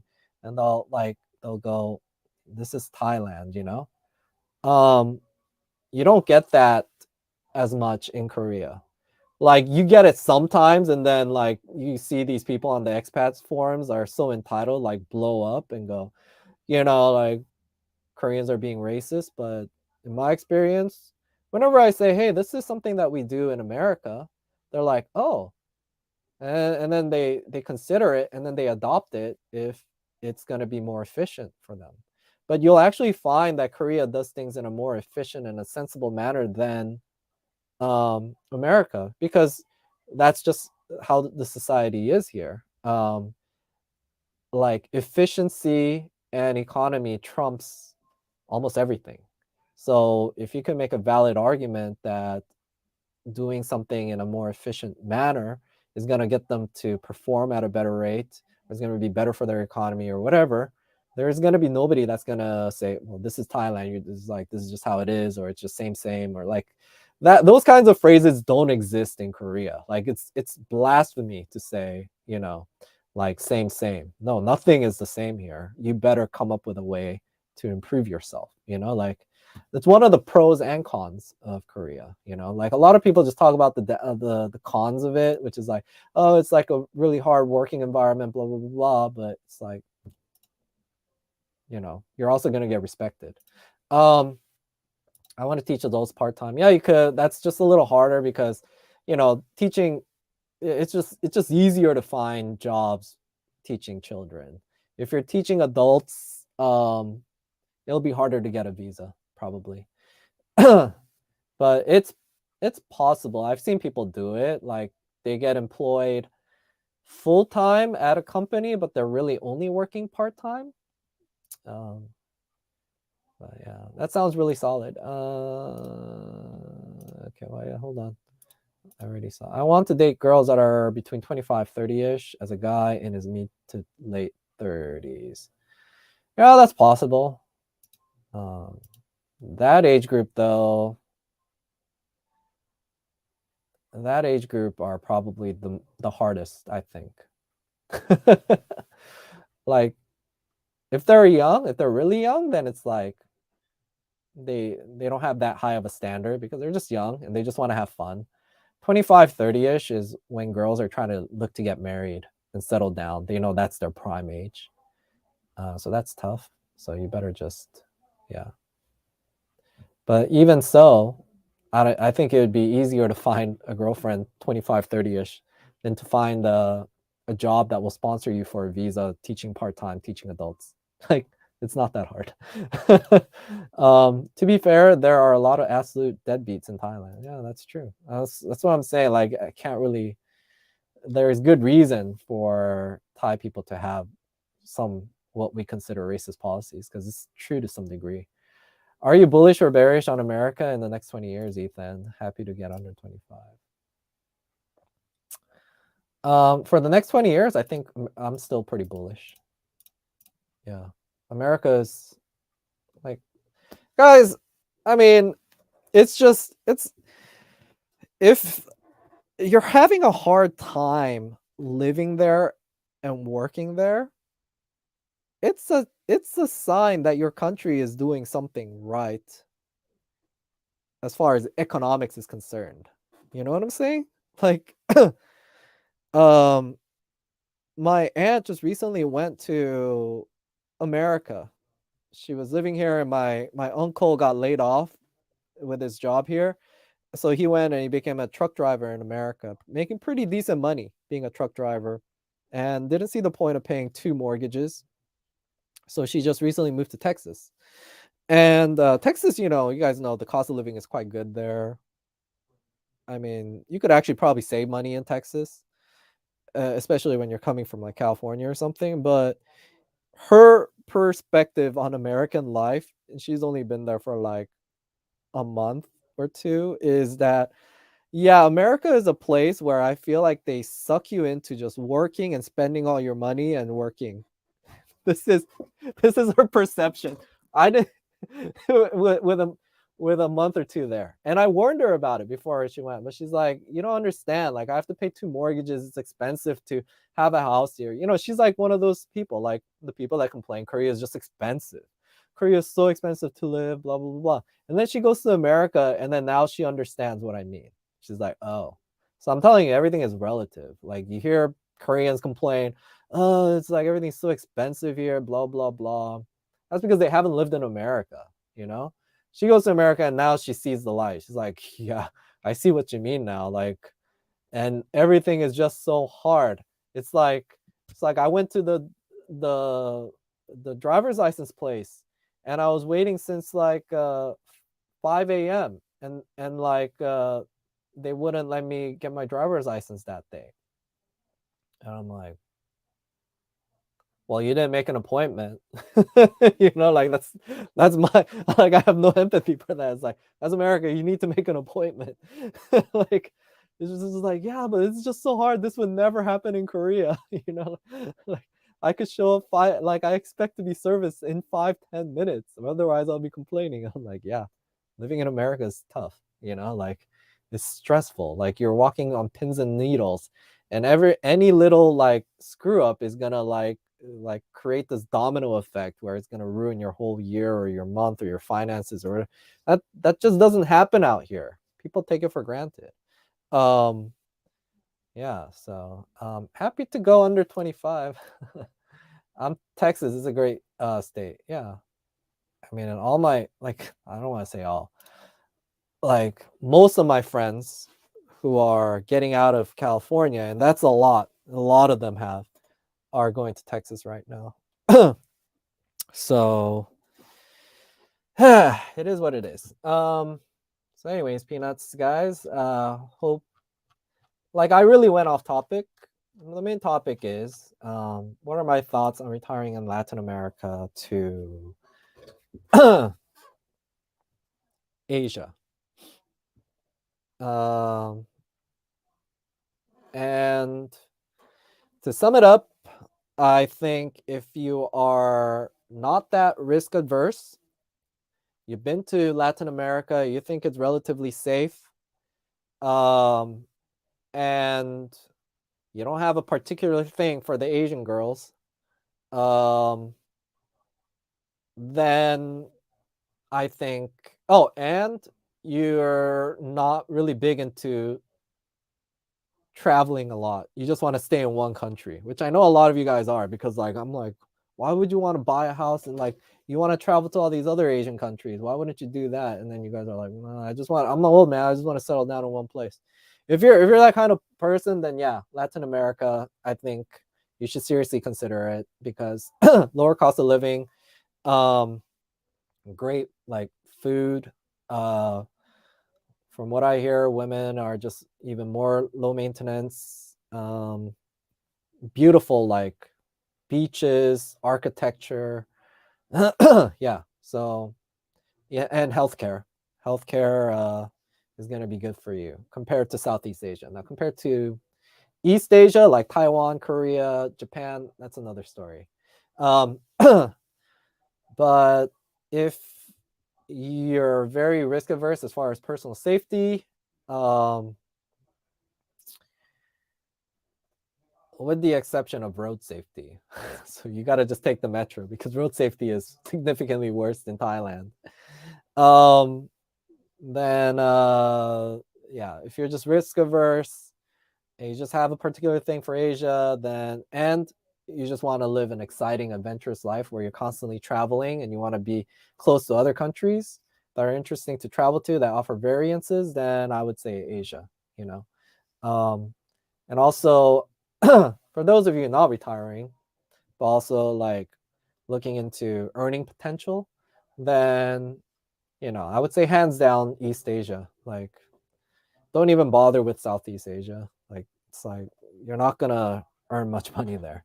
Like, you're looked down upon if you earn a lot of money there. It's like they have this tendency to think you're stealing income from the locals.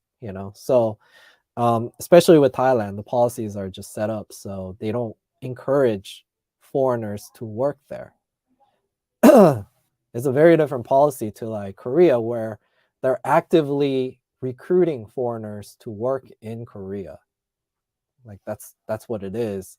And not only just like low labor, manual labor, English teaching, but they're actively seeking people, particularly in like web development and stuff like this. Like one of the influencers I know is like, I don't even think he does much. But he says I'm a CEO of a company, but basically Korea funds his venture company, and he's doing something into AI or whatever. But he must not be working that much, because all he does is just like goes on all these free trips. So in Korea, being an influencer. So I don't know what's up with that company, but that's what he says. But he gets a ton of funding from the Korean government to run it. Yeah, so like it's different. So when you add the earning potential plus the cost structure that I just explained to you, which is just as cheap or could be cheaper than Thailand, not in just a minority of cases, in most of your guys' cases, I think, because you're talking about healthcare, transportation, etc., then I think hands down East Asia is good.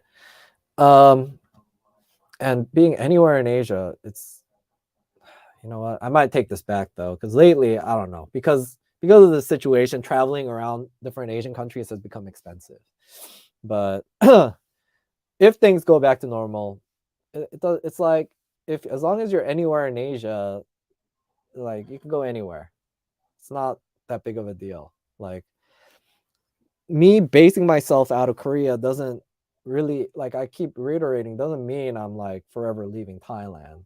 The only reason I haven't gone back to Thailand as often as I was envisioning myself is because of all these stupid restrictions. Plus, everything in Korea right now is new. It's like a honeymoon phase for me. So like, why would I leave? Like I like every year I discover new things, better things in Korea. And this year I expect to have even better trips and make even more money, etc. So it's like I don't really feel an urge to jump through hoops and loops to go to Thailand. But if it wasn't for all that, I mean, it's just like pay $100 and I could be in Thailand. You know what I'm saying? Like, it's not a big deal. So I think earning potential, good healthcare. For someone younger like me, it's like hands down, I would say East Asia is a better option. But yeah, not just Korea, but like I hear good things about Taiwan, even Japan to some degree. But I don't know. Japan is sort of, I'm bearish on Japan. Even my girlfriend's bearish on Japan in the next 20 years. Yep, you're welcome, buddy. Good stuff. Good stuff. Oh, meant to ask, is Maya doing okay? Yeah, Maya's doing great.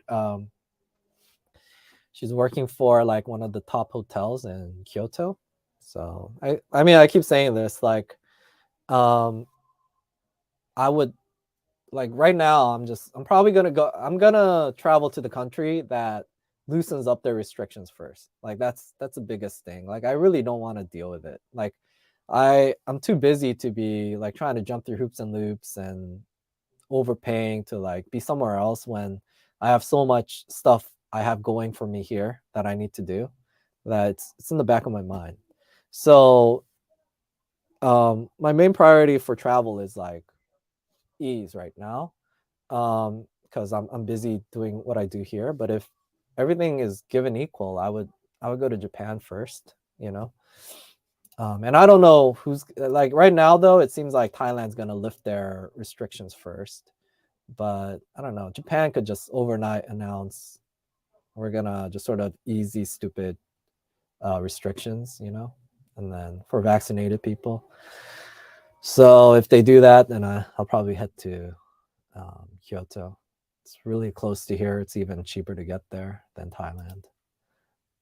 You look good, man. You must be eating, sleeping well. I'm always eating, sleeping well. It's one of the pros.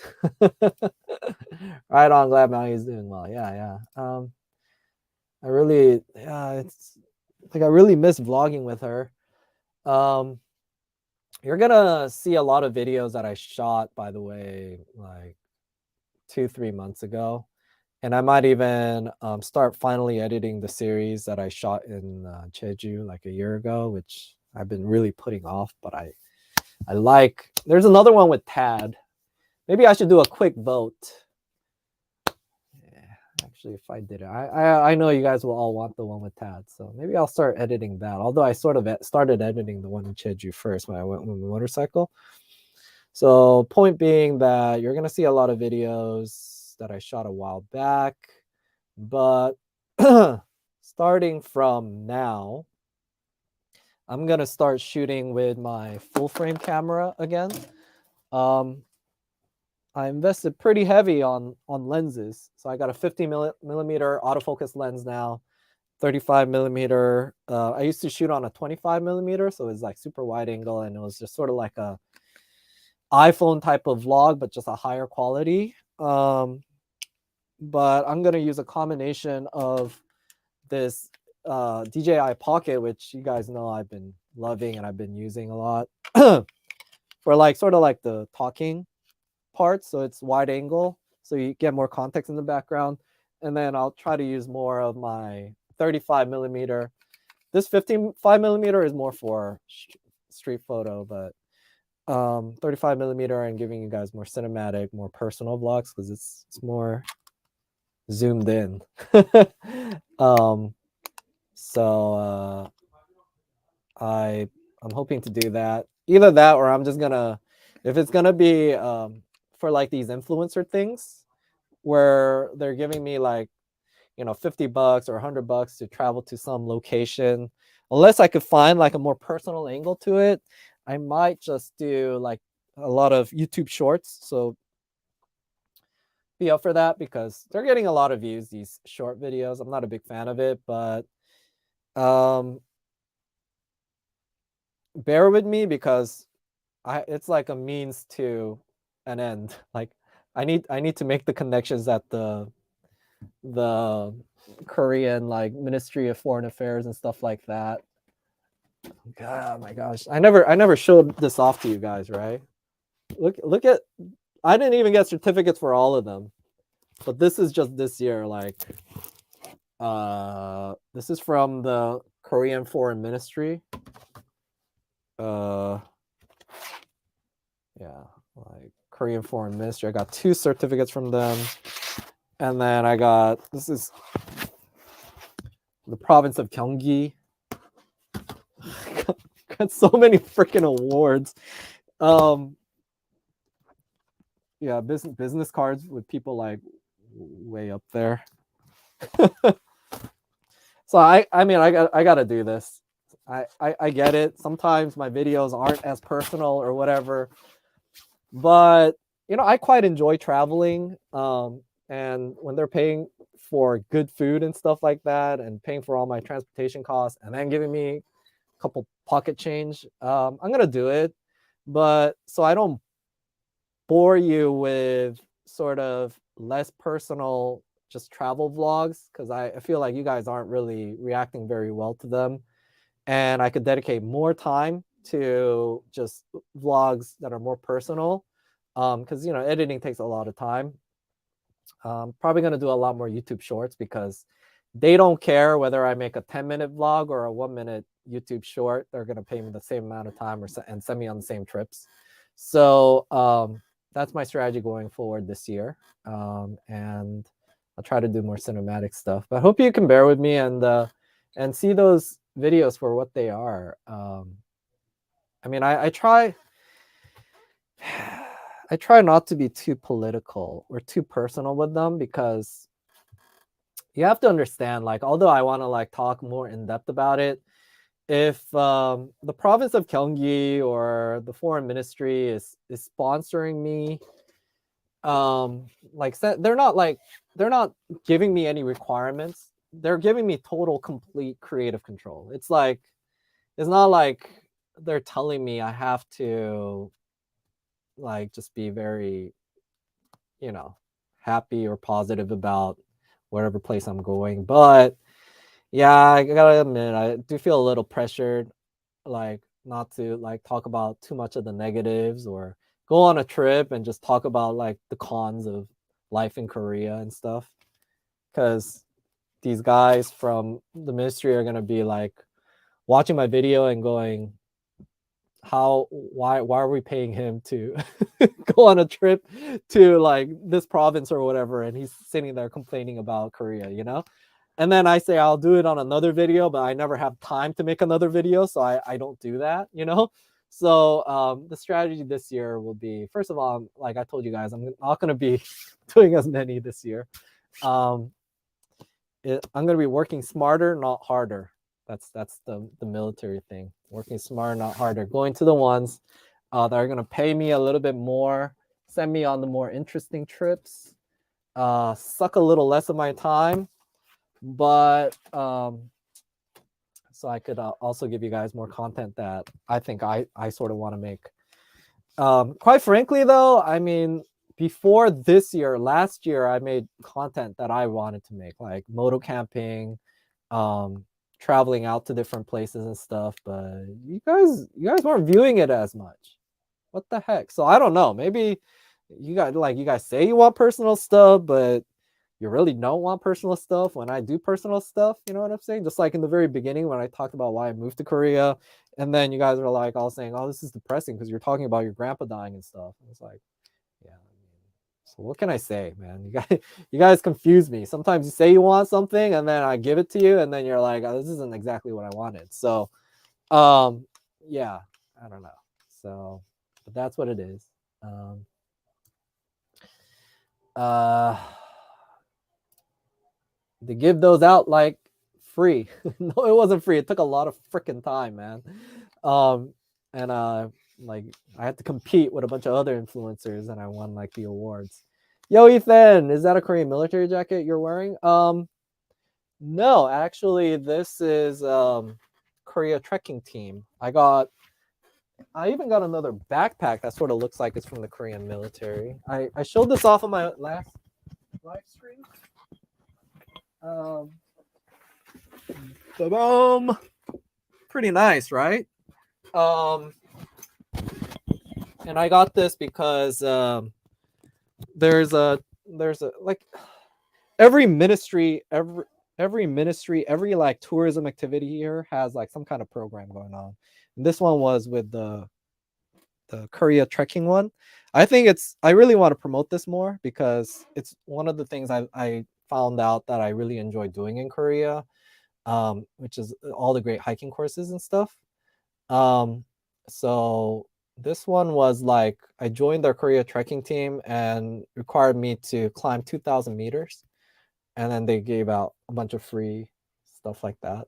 They didn't pay me, but it's it's something I wanted to do anyways, regardless of whether or not they wanted to pay me. I just really enjoy hiking. So as a matter of fact, I am the next vlog I'm editing is from one of the hikes I did from there, which is Kwanak Mountain. So be looking out for that. Let me see. Share screen. Window here. This is what I'm working on right now. So you'll see it. This is one of the 3-4 mountains I climbed. The other mountains what's it called? I put on my Instagram stories. So I keep saying this, but if you guys should, if you're interested in what I'm doing, definitely follow me on Instagram, and it also shows up on Facebook, both Live Travel Asia, right? I'm sorry, Facebook is Ethan LTA, LTA Live Travel Asia. So follow me on there, and then you'll see me update. But I did a bunch of these mountains, so if you follow me on there, you already know. and this is what I got for it. So it's pretty cool. Man, what happened to the cool little patch I got and stuff? Jeez.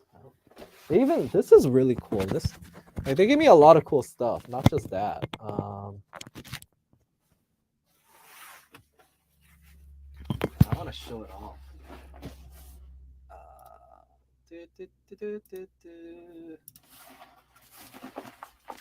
Look at that, man.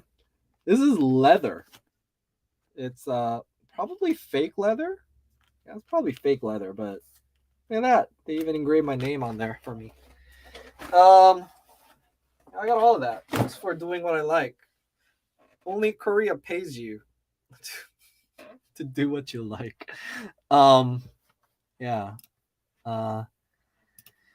It's all good stuff, no complaints. Will you ever get married and have kids? I think I'm past the age of having kids now. I think I'm too old now. Like, I don't have the energy.